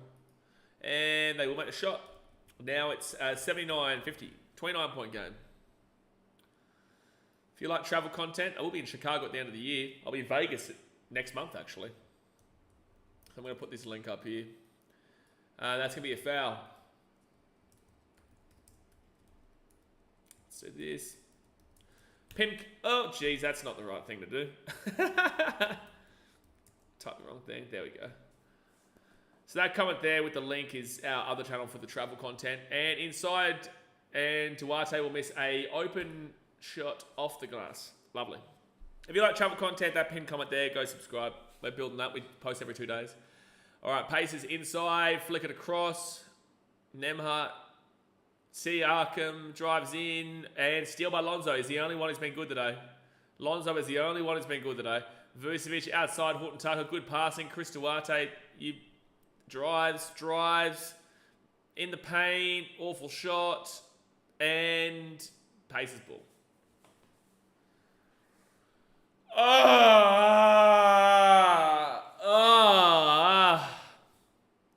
Oh my God. And it's going to be a foul against the Bulls. Crazy, I'm going crazy, I'm going crazy, I'm going crazy. 29-point game. If the Pacers hit this as a 30-point deficit. I did say if the Bulls didn't come at defense, that 40 points was coming. And they make the shot for a 31-point deficit. 81-50. So, Big Josie. Oh, well, there's an angry dunk from LaVine. I can't get excited. Big Josie. Unfortunately, I don't think we'll come back this one. This must hurt to watch. Yeah, this one's shit house. Thanks, mate. Feels like being a Hornets fan. And, oh, they're going for embarrassing slam dunks. Like, get a grip of yourself. Get a grip of yourself. They miss a shot, but Pacers will still get the rebound. Siakam, he'll flick this ball out. That's going to be a timeout for the Pacers. I feel like I'm a Charlotte Hornets fan right now. That's what you get for trying to take a dig. That's what you get for trying to take a dig, El Paso's most wanted. You know, leave me alone. Leave me alone, mate. Leave me alone. Can you believe you lost this team the other day? Right, listen, it's the only way I can get through this right now is by laughing. It's the only way. It's a timeout though. Yesterday's win was our game 7 of the finals. Who did you beat yesterday? You beat the Suns. The Suns, they're actually worse than the Bulls right now. That's the funniest thing. That's not me shitting on you, by the way. That's just me, like, in regards to the Suns. It's crazy that the Suns are 16 and 19, eh? Like, it's crazy. This Bulls team is 17 and 19. They've got one more win. They're about to have one more loss. But, like, it's crazy that the Bulls are better than the Suns this year. Bright Wolf, mate, this is the third time I'm replying to you. The third time, Bright Wolf. I replied to you for like 3 minutes about Trae Young's buzzer beater. I then said on the second time you asked, I already replied to you about Trae Young's buzzer beater. It's now the third time you're asking me if I watched Trae Young's buzzer beater. My answer is yes.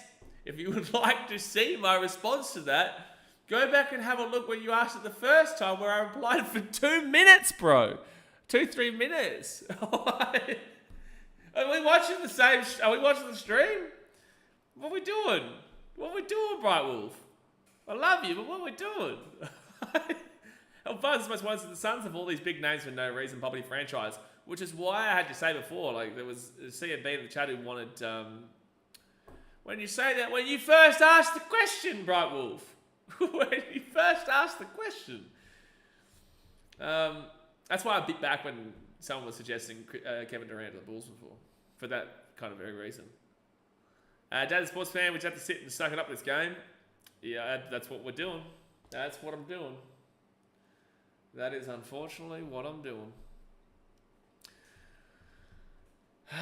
Zach says, don't know if you saw this, but what do you reckon of Trae Young's buzzer beater? Wasn't as good as Kobe White's slam dunk, mate. Kobe White's slam dunk, that was heard around the world, mate. They're talking about it in Japan. They're talking about it currently in Russia. They're currently talking about it on Pluto. That's how solid Kobe White's slam dunk was over Wemby. Hefty Jason watching the Cavs versus OKC instead of the Bulls game. Thank you, Hefty. Thanks for rubbing it in, because I stream the Chicago Bulls win, lose, or draw every single game, so I can't turn this shit off. But I wish I could. Whoa, but I wish I could. And we're back on the way for the third. 5:51 to go in the third quarter. It's not going to be a play-by-play, that's for sure, until like there's a bit of a comeback. But there's a 3 for the Pacers, and it won't even hit the rim. Bulls ball. I don't think he's seen the buzzer beater. I don't know if I've seen the buzzer beater. I have seen the beater buzzer. Oh, Trae Young. Don't know about the buzzer beater. Big beater buzzer fan. Massive beater buzzer fan. I'll let you know the updates. Yeah, that's a good game. That's what everyone's watching right now. That's what anyone with, like I would nearly suggest Zach LaVine hits the 2, makes it 81-54. I would nearly suggest if you're a Bulls fan, watch that game. Just if you want to have me up on commentary so that you can still be aware of what's happening here, sure. But I would suggest you to probably watch the other one. Obi Toppin drives in and will slam dunk. You've got Obi Toppin thinking he's the shit. Like the Bulls are just, you got Obi Toppin thinking he's the shit. Not a single player came in for defense there. No one even moved. And LaVine misses the 3. When Obi Toppin is thinking he's the shit against you, you done messed up. Every shot is technically a buzzer beater. Yeah, but again, and they're just allowing Obi Toppin. They're just allowing Obi Toppin to go off on us. Oh my gosh. I don't really like buzzer beaters. I'm a big beater buzzer guy. Missed shot there from Morton Tucker. Please just end the game here. Can we call mercy? Can we have a mercy rule? Can we have a mercy rule? When I'm gonna message this. When does the mercy rule kick in? Oh no! And it's the thing, I hate this, right? Because like I try to make the streams enjoyable for you guys, right? Like I try to do my best to make it enjoyable, but like I can't make it enjoyable for you. Besides you just watching me sit here and complain about whatever dog shit we're watching right now. Like it's very difficult to try and keep it entertaining and not to clock off mentally when you're watching shit like this. Like it's a 31-point game, and we've still got over a quarter and a half to go. You know what I mean? Like what the fuck? Like seriously. Make the shots 87-54. It's a 33-point game. You know, this is probably the most I've sworn on a stream ever. Like, ever. Giddy to Vucevic and foul there against Spaces. You're the best streamer. I appreciate that, bro. Like, I try my best. There's plenty of other good streams out there. For the Bulls, I don't have the ability to go and see if there's anyone really doing another good live stream commentary and stuff like that. But like, if you guys are Bulls fans, go definitely check out my boy Chicago Bulls Central channel. Hayes is his work ethic is unreal, bro. Like Hayes' work ethic is just phenomenal. He posted like 1,700 videos last year, and then 1,700 streams or something like that. That was last year alone. So Horton Tug with a 3. But there we go. Don't worry, no one back on transition, so it will be they get an easy 2. I'm not even a Bulls fan, but I'm a big fan of you. I appreciate you, bro. Thank you for the support. Could be worse. It could be Ben Simmons, Mitchell. He's great.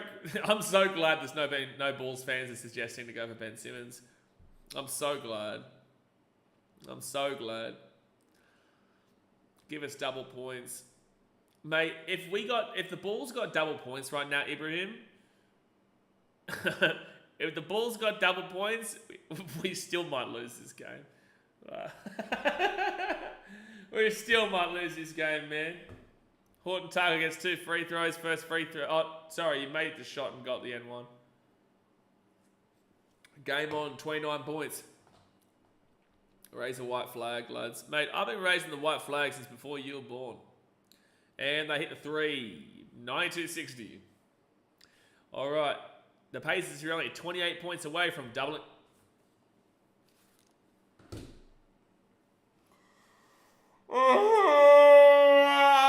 Turnover off the inbound leads to just a simple 2. Like,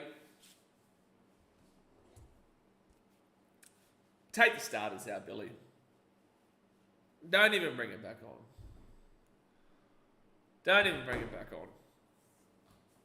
16 turnovers for like what?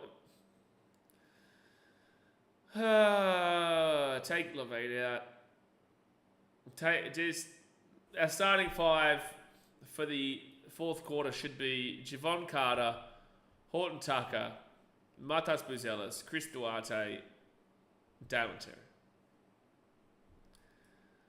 Make Javon Carter the center for all I care. Make Javon Carter the center! Make him the center! Make him the center. Put Matas as the power forward. Put him in. Pacers with an easy shot. Oh, they make it. Oh, they make it. Bro, Giddy's going to get roasted. But, like, Giddy is going to get blamed. But if anyone blames an individual player for this game, they're off their rocker. If anyone blames an individual player in this game, they are off their rocker. Levine's got 22 points. We'll take his points. Patrick Williams...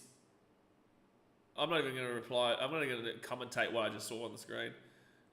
Patrick Williams is baffling. Vucevic was first half, hasn't done anything in the third. Kobe White, I just can't believe what I'm looking at here in the stat sheet. Josh Giddey, Lonzo Ball, he showed effort. 2 from 4 from the field, 1 from 3 from 3, 3 rebounds, 1 assist, 2 steals, a block. Only one who gave a shit. Julian Phillips, Jalen Smith, Dalen Terry, Matas, Chris Duarte, at least he's shown effort. Horton Tucker, he's got 2 from 3. I'm not even gonna. No, they get a 3. Congratulations. It was Julian Phillips. I actually like that. I'm never gonna hate on our rookies. I'm never gonna hate on our young blood. Sorry. Never going to hate on the youngsters. You can't blame Giddy for scoring 60 points in 3 quarters, being down 35. Yeah, but Zach, that's the thing people do. That's the unfortunate thing, is that people do. It's always one person's fault. But like, this isn't Giddy's fault, this is everyone's fault. Giddy's been awful. But so has Patrick Williams. So has Kobe White. Vucevic done nothing second half. Everyone besides Lonzo off the bench, maybe Chris Duarte, everyone else has been pretty damn well awful. Oh, they missed the shot, they got the offensive rebound. Like, but people will look and they will shit on Giddy.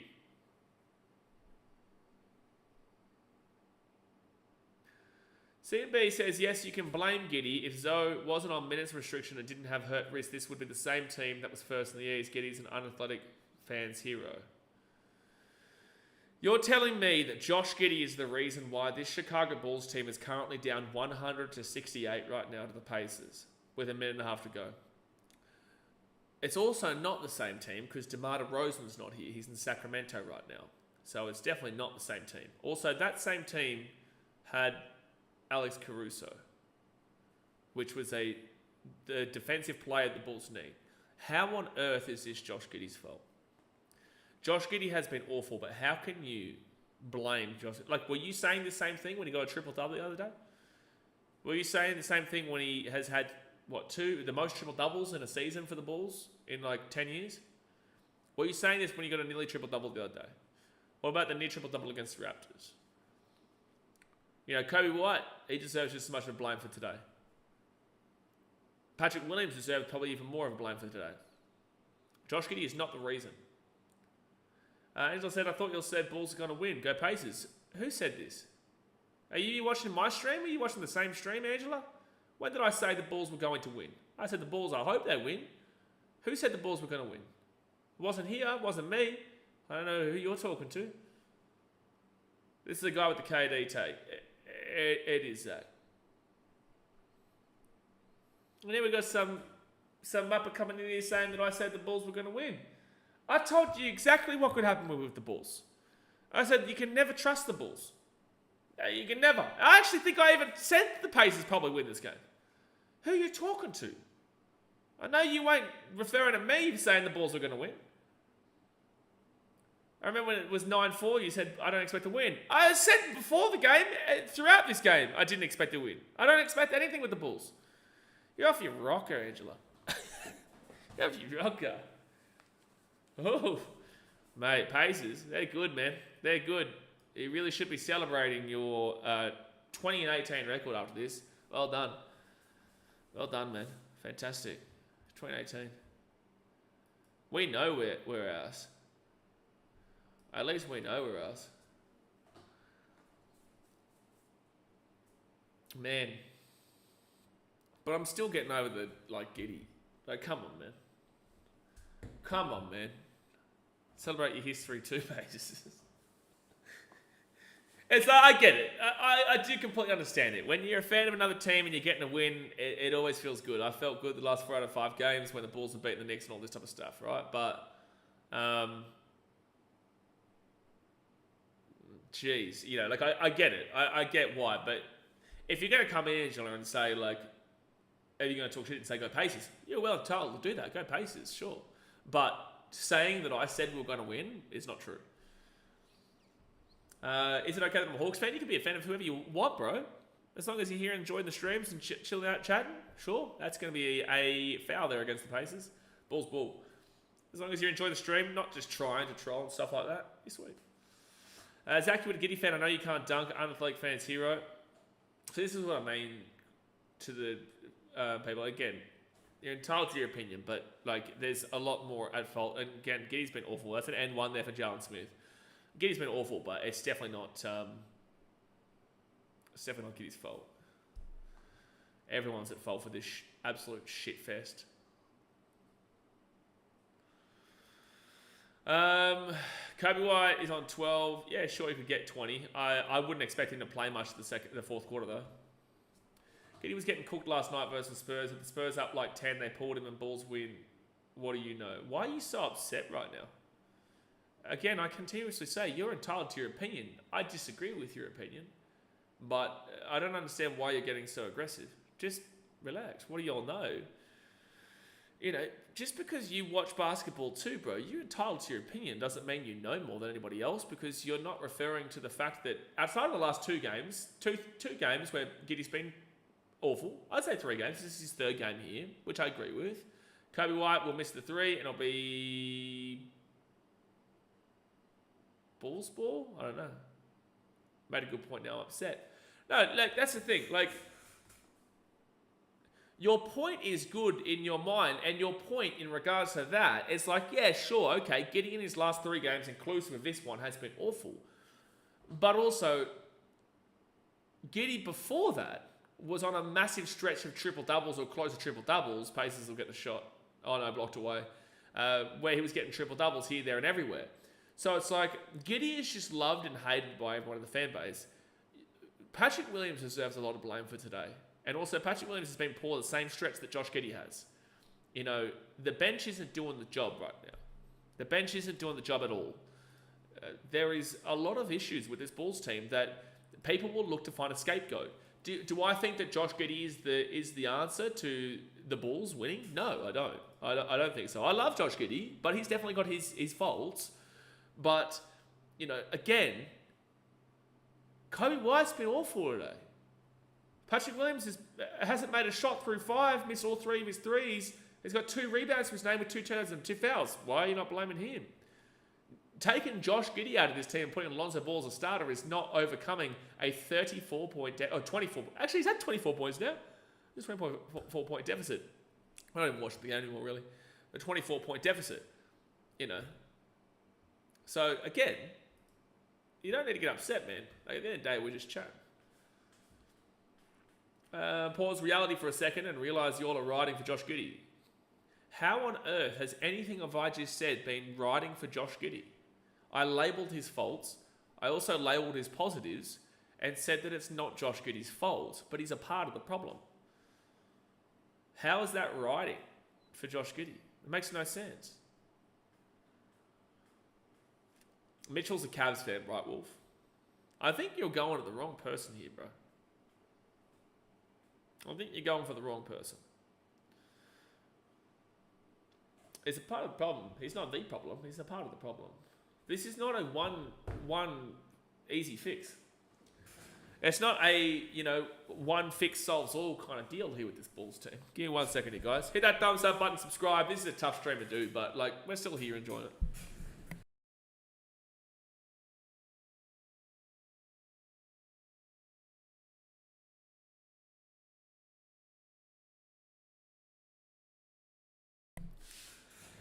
I'm not going to read through the stats, guys.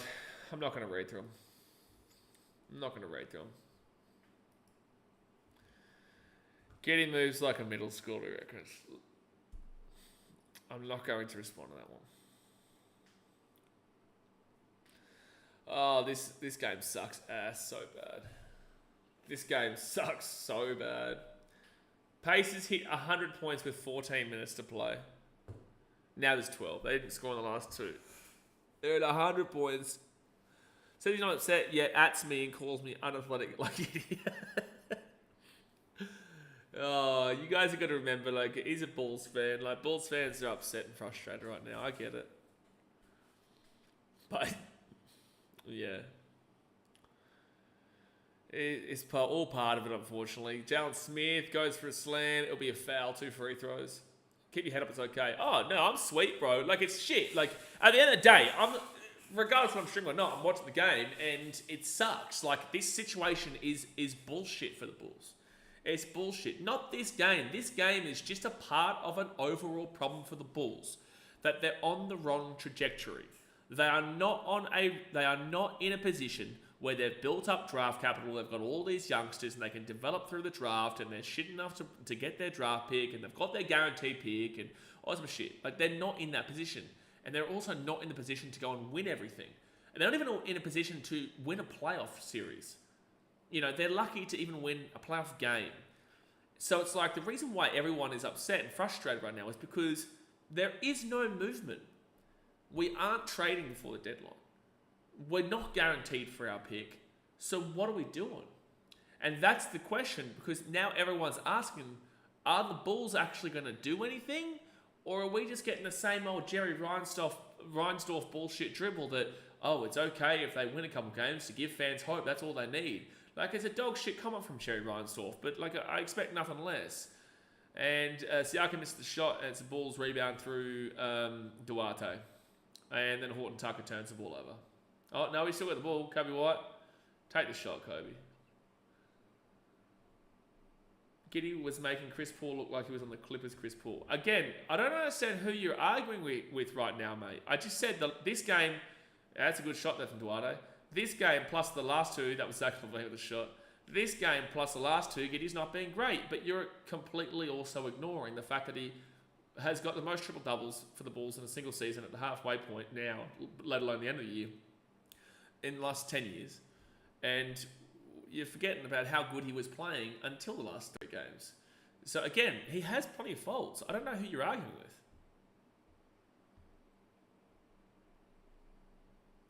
Stop the Giddey man hating. Yeah, it's confusing why there's such significant hate, but I feel like you might, you could be a Wizards fan. Oh no, that's what I said before, Dominic. Wizards are in a much worse place than us.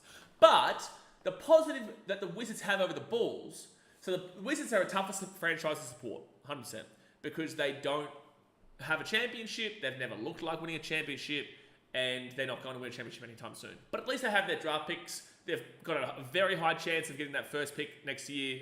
They've got the ability with the guaranteed picks. OKC are the perfection when it comes to rebuilding and whatnot, but like Wizards fans have it way tougher than the Bulls. But at least they have something to look forward to, because they only look up. Bulls don't know where to look. I don't know where to look. We look into the future. What future? Are we looking? I don't know where we're looking. Where are the Bulls fans meant to look? No, it's all love, bro. You're just an eyesore, bro. Maybe in slow motion. Love your channel. No, I appreciate you, man. Like I said, I understand. As a Bulls fan, I get you. I get why it's so upsetting and frustrating, and that's why I do it. I do it for the community. I love my team. There's a 3. So it's a 20-point game, 10 minutes to 20 to go. We do it because we love this team. We love this city. We love the fans and the people. And you're entitled to your opinion. But at the end of the day, there is so many more problems than just Josh Giddey here. And there's an N1. And it's a big reason as to why you look back and you go, well, you definitely should have been seeing a draft pick involved. Okay, so you've got draft picks coming out of their ass. Why did the Bulls not push the point to get a draft pick with Josh Giddey? Just last night, the Bulls would have lost by 8+ if Donovan ain't Paul Giddey. I don't necessarily agree, but I also think that the Bulls did win based off of, again, it's not all Josh Giddey, man. There were multiple bad plays in that game too. But it was actually Kobe White and Zach LaVine who just pulled the game across, but also LaVine's been consistent, but Kobe White's not been consistent this year. He's been pretty bad for the most part. He's started to come true a little bit more. LaVine for 3, will hit it. 20-point game again. Only one writing Giddey is the one who's mentioning him every comment. Giovanni says, we know he's part of the problem, but so many others are the problem too. That's exactly what I'm saying. So the Pacers now, they're going to bounce back with Siakam, Mata, Steve fans, and 1.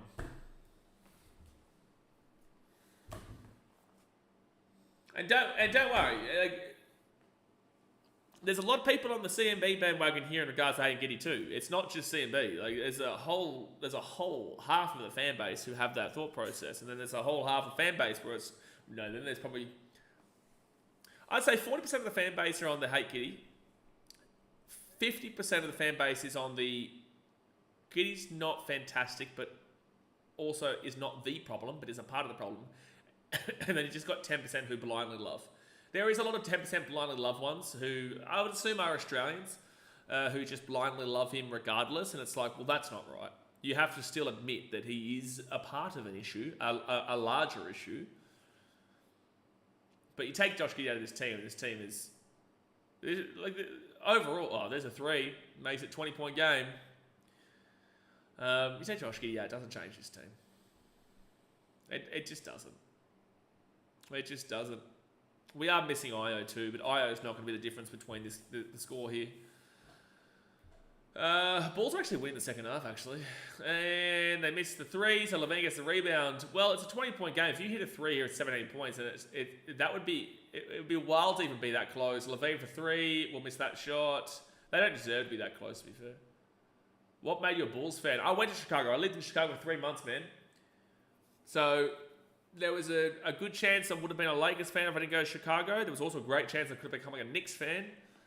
Because when I went to New York when I was 11 years old, block, no, it's a foul against Patrick Williams, 2 free throws coming up for the Pacers. I went to New York when I was 11 with my dad. I've been to LA multiple times, but I never really liked LA. Like, LA's fine, but I've never really been a big fan of LA. But when I went to Chicago, I fell in love with the city, man. Chicago's a great city. It's got such a bad reputation, and it's bullshit. Like, there is bad areas for sure, but there's bad areas everywhere. You can be completely safe walking around Chicago. Just don't go into the wrong areas. So it's an unfortunate reputation that it does have because of certain areas, but it's a beautiful city with a lot to do. Passionate sports fans, passionate people, and they're hardworking. They're a hardworking city, man. So, yeah, that's why I fell in love with Chicago. That's why I'm a Bears fan. Not Bears fan, a Cubs fan, a Bulls fan, a Blackhawks fan.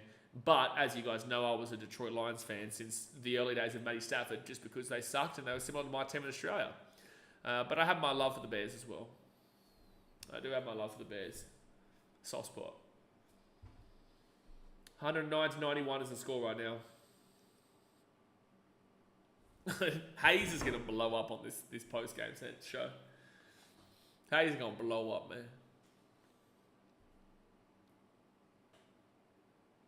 So yeah, and my ultimate goal is actually to get there.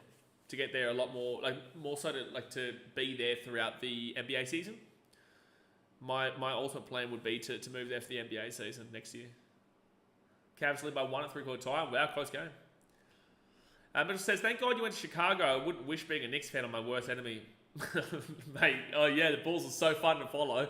The Bulls are so fun to follow, man. By the way, this is 2 free throws here. This would be a 16-point game if he gets these. Yes, MB, I'm starting to kind of notice it with 8-10 to go. Like, it's probably a little bit too much to ask for, but it's about to be his 16-point game if he gets his second free throw. Maybe I'll start commentating again. Cut in half. Well, that's the power of the Bulls, CB. Like, they know how to attack. They know how to get that second half flowing, but they put themselves into a hole. They just immediately put themselves into a hole, bro. 8 ties, 27 lead changes to the game so far. Is that in? Oh, missed free throw, but it's Bulls ball. Kobe White for 3. Oh, boy! This is a 14-point game. No way. It's not possible. It's not possible. It's not possible. It's not possible. It's not possible. This isn't possible. It's not. I'm not getting excited. I refuse. I refuse. I'm not getting excited. It was a 34-point game. And now it's a 14-point game. I'm refusing to get excited. I'm not allowing it. But it's a timeout right now. I'm not allowing this. Well, whoever was that needed Kobe White 20 points, he's on 17 right now. So I'm not doing it. I'm not doing it. If Lonzo healthy and run this shit, the Bulls the same as before with DeRozan and the way White playing. But the Bulls aren't the same as the Bulls. We play very differently to what we did then. DeRozan was a very different style player. DeRozan slowed everything down, a lot of ISO ball. The Bulls play a very different style nowadays. Like, I will agree with you on the basis that back then, if Zoe didn't get hurt, we were first in the East and we were looking real good. Back then, for sure.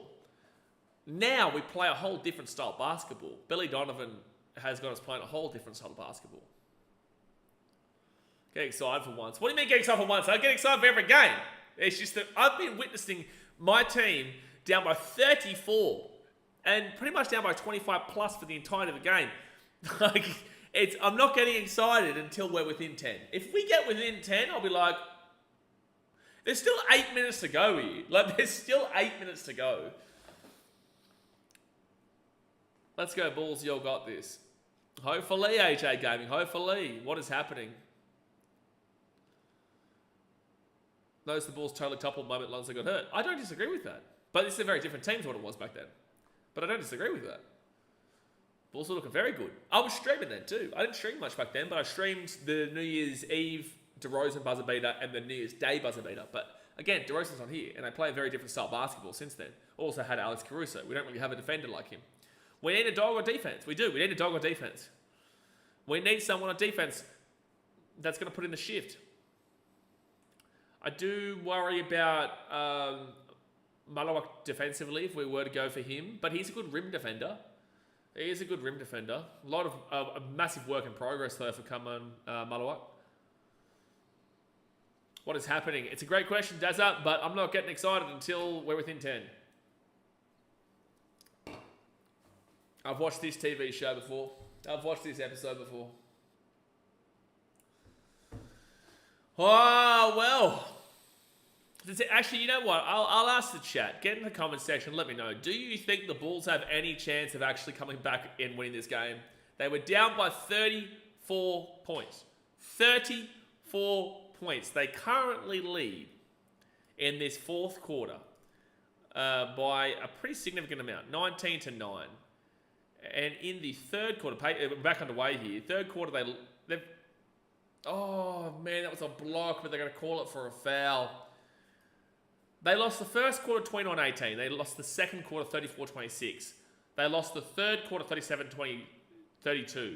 37-32. And they're up 19-9 the fourth quarter. It's a fourth quarter team, but you dug yourself too deep of a hole, I reckon.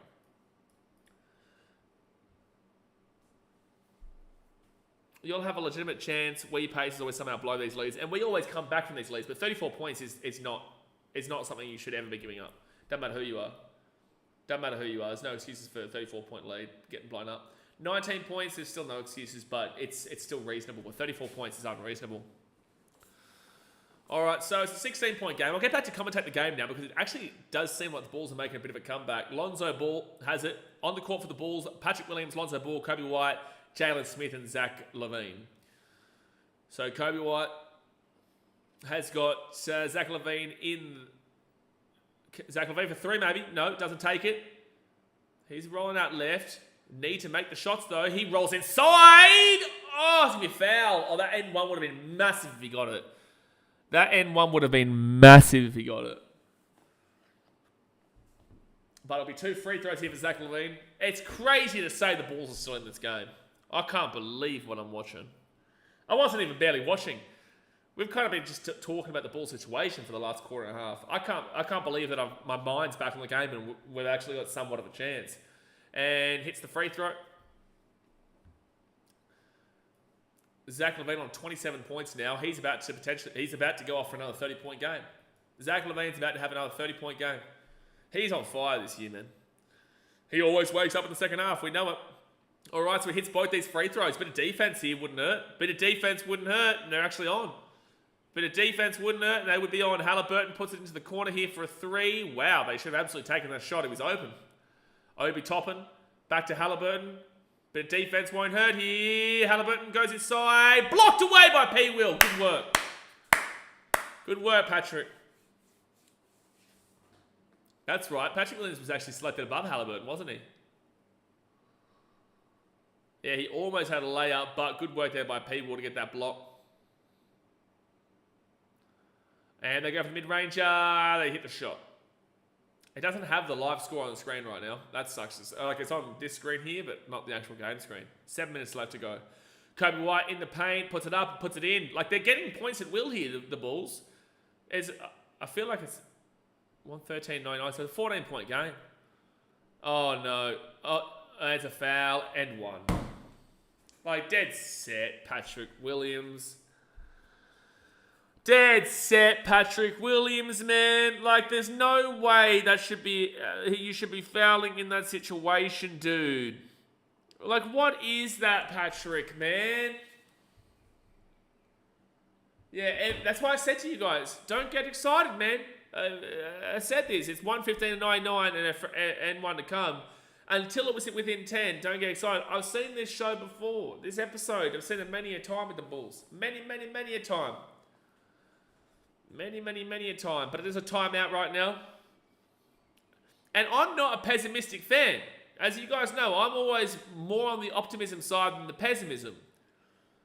But, like, I've seen this episode before.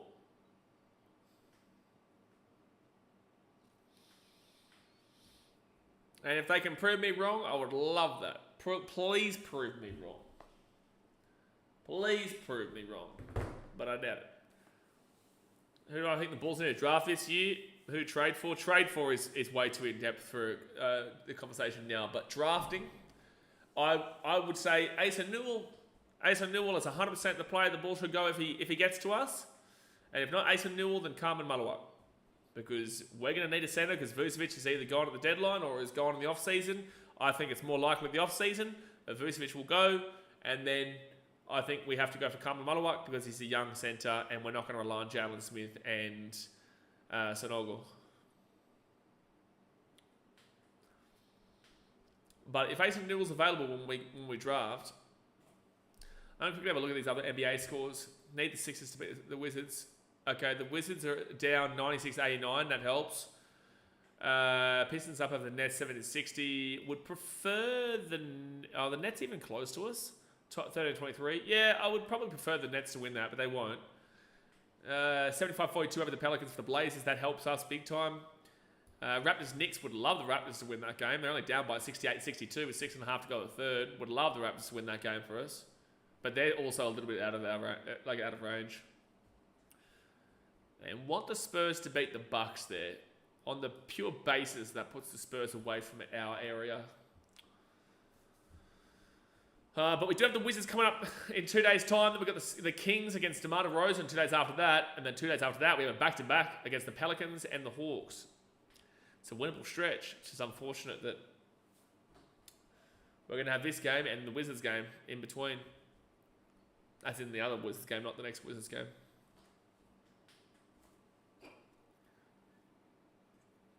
So 16 points. They're going to get a free throw here to make it a 17-pointer.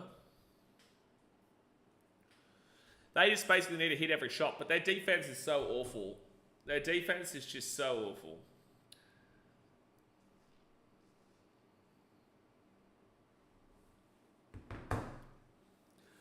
Pacers are in the bonus too as well for the last 6 minutes 50. The Bulls aren't. Pacers have only given up 3 fouls in the fourth quarter so far. Alright, so the end one, they will make the shot. So it is now 116-99 with 6 minutes 49 to go here of the fourth quarter. Lonzo Ball, Patrick Williams, Zach LaVine, Kobe White, and Jalen Smith on the court. Zach LaVine drives out to Jalen Smith, Kobe White, Lonzo Ball, open 3. Yep, and they go straight. Oh, that was actually a really good hustle there. Really good hustle there defensively, but yet the Pacers will get an easy slam and it'll make it 118-99 again. So a 19-point game. Lonzo Ball to Jalen Smith. We just need, honestly, just go for threes. Just, honestly, at this... Yeah, no, the game's over, lads. Hey, listen, we gave it a good crack to come back into it, but the game's over. Like, the Bulls would never come back from the 34-point deficit. It's just never happening. Pace. Oh, okay, good defense. Take the starters out, Billy. Billy, take the starters out. It's over. It's just well and truly over. Take the starters out, Billy. Don't bring them back. Welcome to the Wizards game. Whilst the timeout here, and Billy hopefully takes every man in his dog off the court. Hit that thumbs up button, subscribe if you love travel content. There's a new video coming out today on BKRtravel. We post every single 2 days. It's the pinned comment in the chat.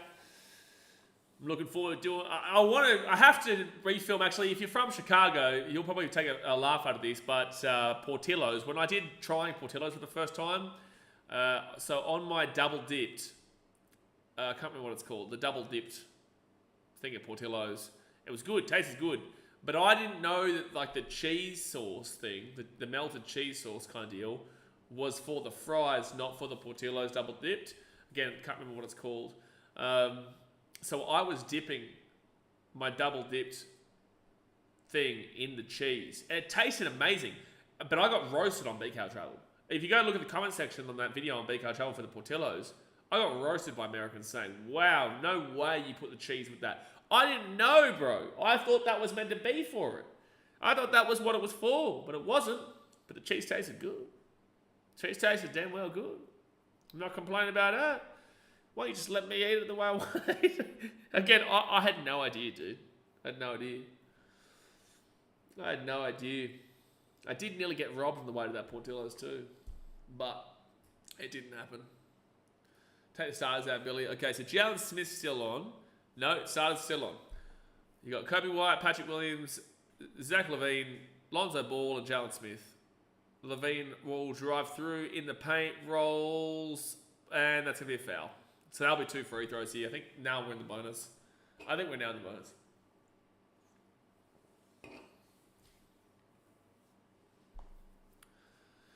I think now we're in the bonus. Maybe not, actually. No, now after this one will be in the bonus. Casey just said, career high tying streak of 4 straight 30-plus point games for Levine, who also has 8 30-point games over his last 12. Yeah, wow. Zach Levine gives off to Jalen Smith. Levine drives in the paint, puts it up, puts it in, and 1. Thank you. You can't complain about Zach Levine in the second half. You can complain about the first half, but you can't complain about him in the second half. He's now 31 points, 4 assists, 3 rebounds, 1 block. You definitely can't complain about him in this game overall now. But everybody else, man. And that's the thing, like it's around the 20-point mark here. People who haven't watched the game won't know how bad it got. It got really bad. Most games with 30-plus points since December 1st. Shea on 12, Nikola Jokic on 9, Levine on 8, tied with Giannis. And Levine will miss the free throw. So it'll be Thomas Bryant with the rebound, 19-point game. You would need not only a Christmas miracle, but you would need ever a Christmas miracle for the rest of the time to come back in this game. How's that OKC Cavaliers game going? They pass that ball out for a 3 for Siakam. Misses the shot. Levine with the rebound. Just need to go for 3s realistically at this point. Alonzo pulls up for 3. Misses that shot. Good hustle there from Patrick Williams, but doesn't get the rebound. That's Pacers ball. 5 minutes to go here, the fourth. They flick this ball out to the corner. Oh, and that's the thing. As I say all the time, man. As I say all the damn well time. I don't give a shit how many points the Bulls score. They don't have any defense. They are pathetic defensively. You can score 140 points and still see this Bulls team lose. Like, they're at 120 points with 2 free throws. Make that 121 with another free throw to come. There's 5 minutes to go of the game. They're probably going to get 140 plus. There's still even a chance with the way that we're defending and the way they're shooting that they hit 150. This is the Pacers. We're not even playing the Celtics. We're not even playing the OKC Thunder. We're playing the Pacers, who are above. And I did say to you guys before the game started that the record is a lie. The Pacers' record is a lie. They are more around that Magic range, below the Magic. The Magic are a better team than them. But they're more around that 5-6 range rather than where they're sitting in 8th in the East. They're better than the Hawks and they're better than the Heat. And I would argue... No, I won't say they're better than the Bucks. I'll put them 6th. And again, they've flogged us twice this year. And we've beaten the Bucks twice and lost twice to them. I wouldn't say... Actually, I'll ask you guys a question in the chat. Do you think the Bucks are better or the Pacers are better? Fully healthy. I'm going to go Bucks.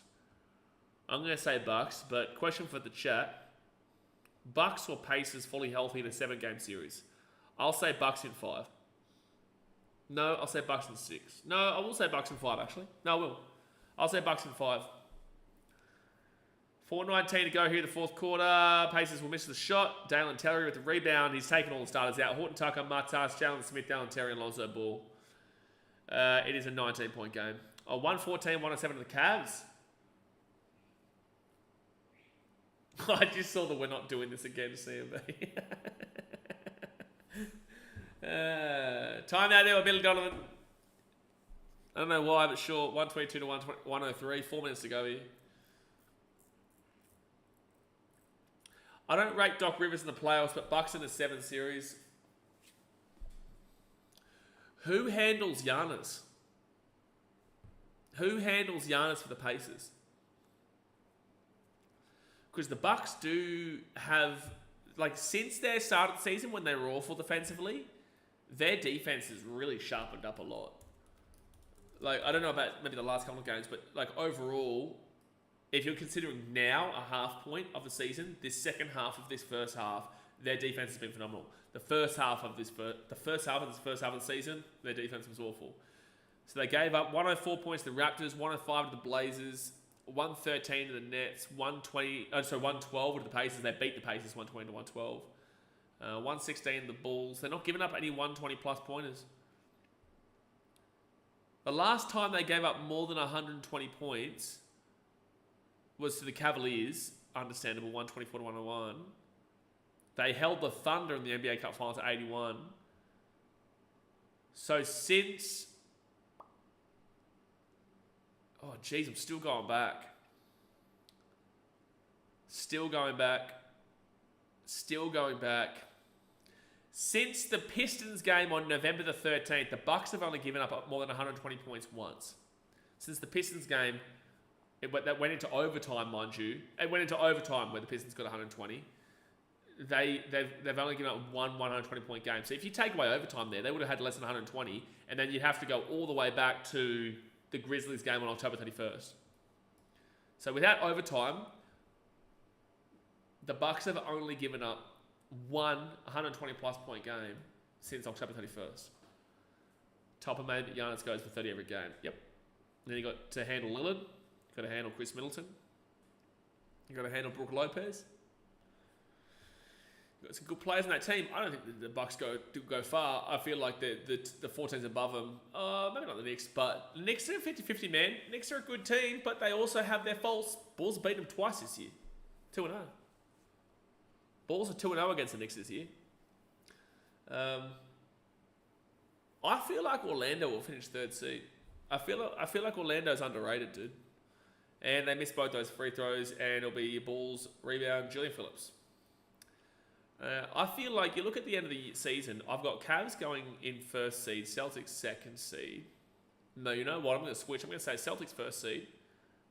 No, I'm not. No, we'll go Cavs. Cavs 1st seed, Celtics 2nd. I'm going to go Magic 3rd, Knicks 4th, Bucks 5th, Pacers 6th. I'm going to go Hawks 7th. And then I'll say Heat 8. But I could also see the 76ers going at 8. I know they're well behind there. But they're only 4 wins behind the Heat in 6th. I could see a world where the 76ers go above the Heat. You know what? I'm going to say the Heat don't do it and the 76ers go above them. Pistons might finish above them. I could see the Heat finishing in the 10th in the play-ins. 4 minutes left. Cavs 121. OKC 116. It's a good game. It's a good game. It will prove a lot of people wrong in regards to the Cavs if they win that, which it looks likely. 3.5 minutes to go here. 16-point game. Duarte gets the rebound and gives it off to Julian Phillips, who'll go up and put the ball in for a slam. Love you, Julian. Not hating on you, bro, but like you're just not going to be able to get many excited with that. 14-point game with 3:19 to go. It's not changing. Like, don't get excited, Bulls fans, but at least it's not a 30-point blowout like it once was. At least it's not a 30-point blowout. So a timeout right now. Pacers are going to take that, of course. I don't think Chris Duarte's been bad today. He's not been fantastic, but he's not been bad. Levine will finish the night with 31 points, 4 rebounds, 4 assists, 1 block. Dude. Who was the one? Who was the one that needed Kobe for 20 points? He ended on 19. John Gotti. John Gotti, bro. I'm sorry to tell you this, but Kobe White's going to finish on 19 points, 5 assists, 2 rebounds.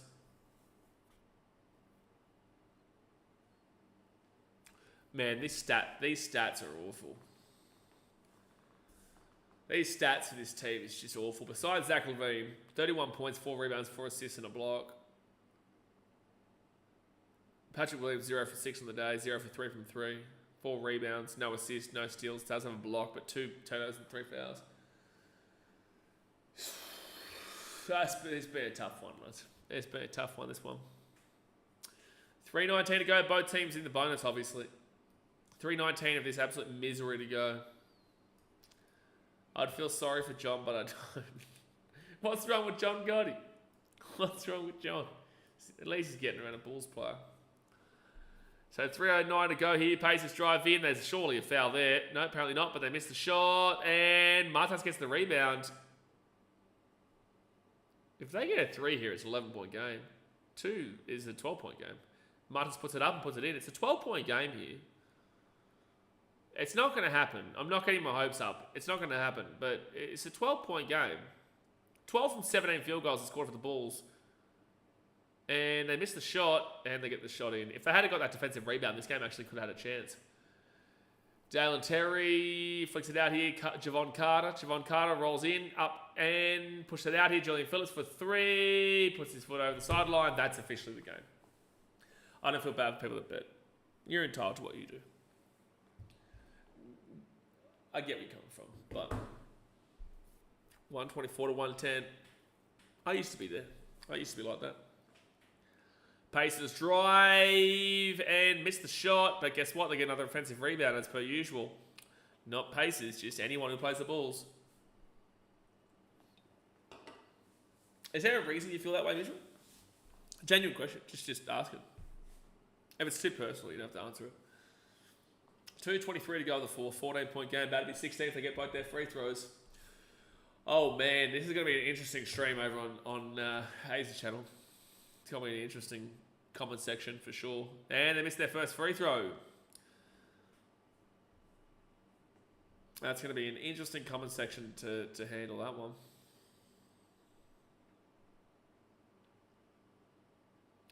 Pacers' second free throw. They make it. So 125, 110.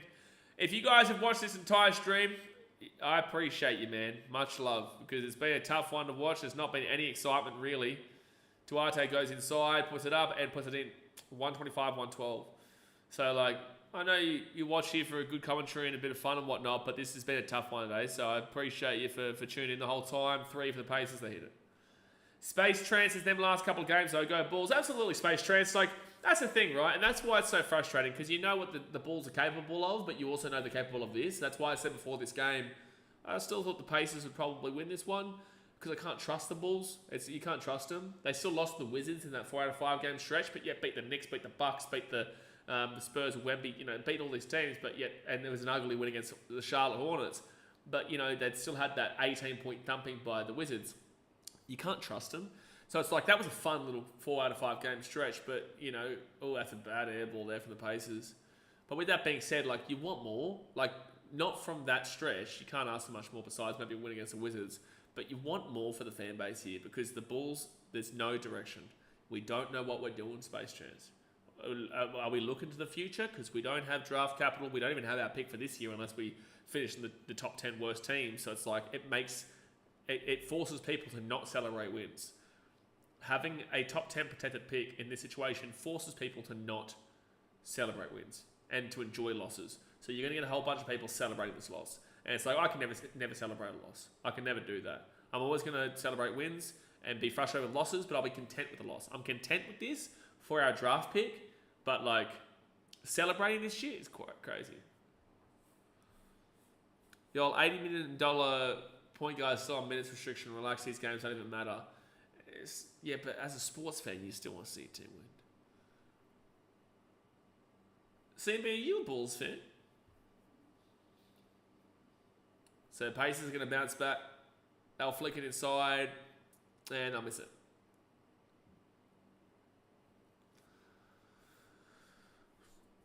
Alonzo's kind of barely even on a minutes restriction anymore, to be fair.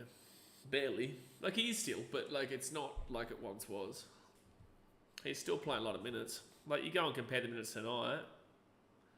Lonzo's got 19, which is similar to Patrick Williams.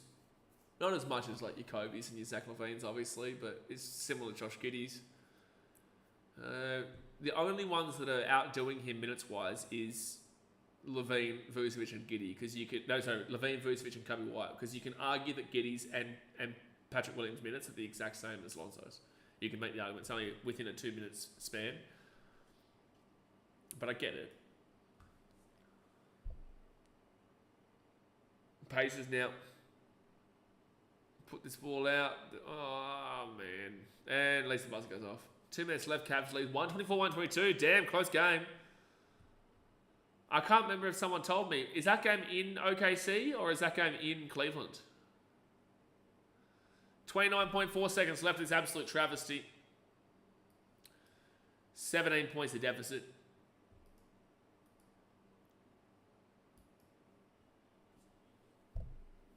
Pistons going to beat the Nets. They're up 91-73. They're not going to lose that game. I think Cleveland. Raptors Knicks is close. Trailblazers are whooping the Pelicans. 83-54 with... They've already got 83 points with 8 to go on the third quarter. Wow. 76ers Wizards is close, man. 24 seconds to go. It's 105-103. 105-103 with 24 seconds to go there. Damn. 2 free throws here with the ball's wide. Javon Carter hits the free throw. 76ers, bro. Well, to be fair, Bulls fans, we want the 76ers to win that game. We don't want the Wizards to win that. We're not going to finish below the Wizards. We want the 76ers to win that game, man. I hate that I'm nervous about it. 76ers Wizards game. But then who am I to talk? Because I'm a Bulls fan and we lost by 18! 18 the Wizards! And the buzzer goes up. There's 3.4 seconds left of the game here. The Bulls will just wind it down. Being down by 30 the Blazers is crazy. It's crazy work. Crazy. 13 seconds left of that Sixers-Wizards game too. Well, as you guys know, I'm going to put up a video. The halftime rant that I had, I'll put up as a video probably about, it's like 10 a.m., 8 a.m. Chicago time, whatever. It'll be about 2 a.m. in Australia for you guys.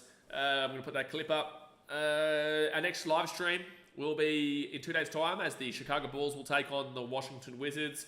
I'm not reading through the stats. I'm not reading through this game. I'm moving off this game as quick as I possibly can. There is a video that will be coming out on BKRtravel today in about 3.5 hours time or so. About 3.5 hours time. So feel free to go and check out BKRtravel over there if you love travel content. But hit that thumbs up button, guys. Subscribe if you're around here. I appreciate you as usual. Tough stream today. Very tough one. But we do it together, man. Bulls hit 37 points in that fourth quarter. Take it. But yeah, appreciate you guys if you've tuned in this entire time. And I will see you guys next time. Thanks for watching. Catch you later. See ya!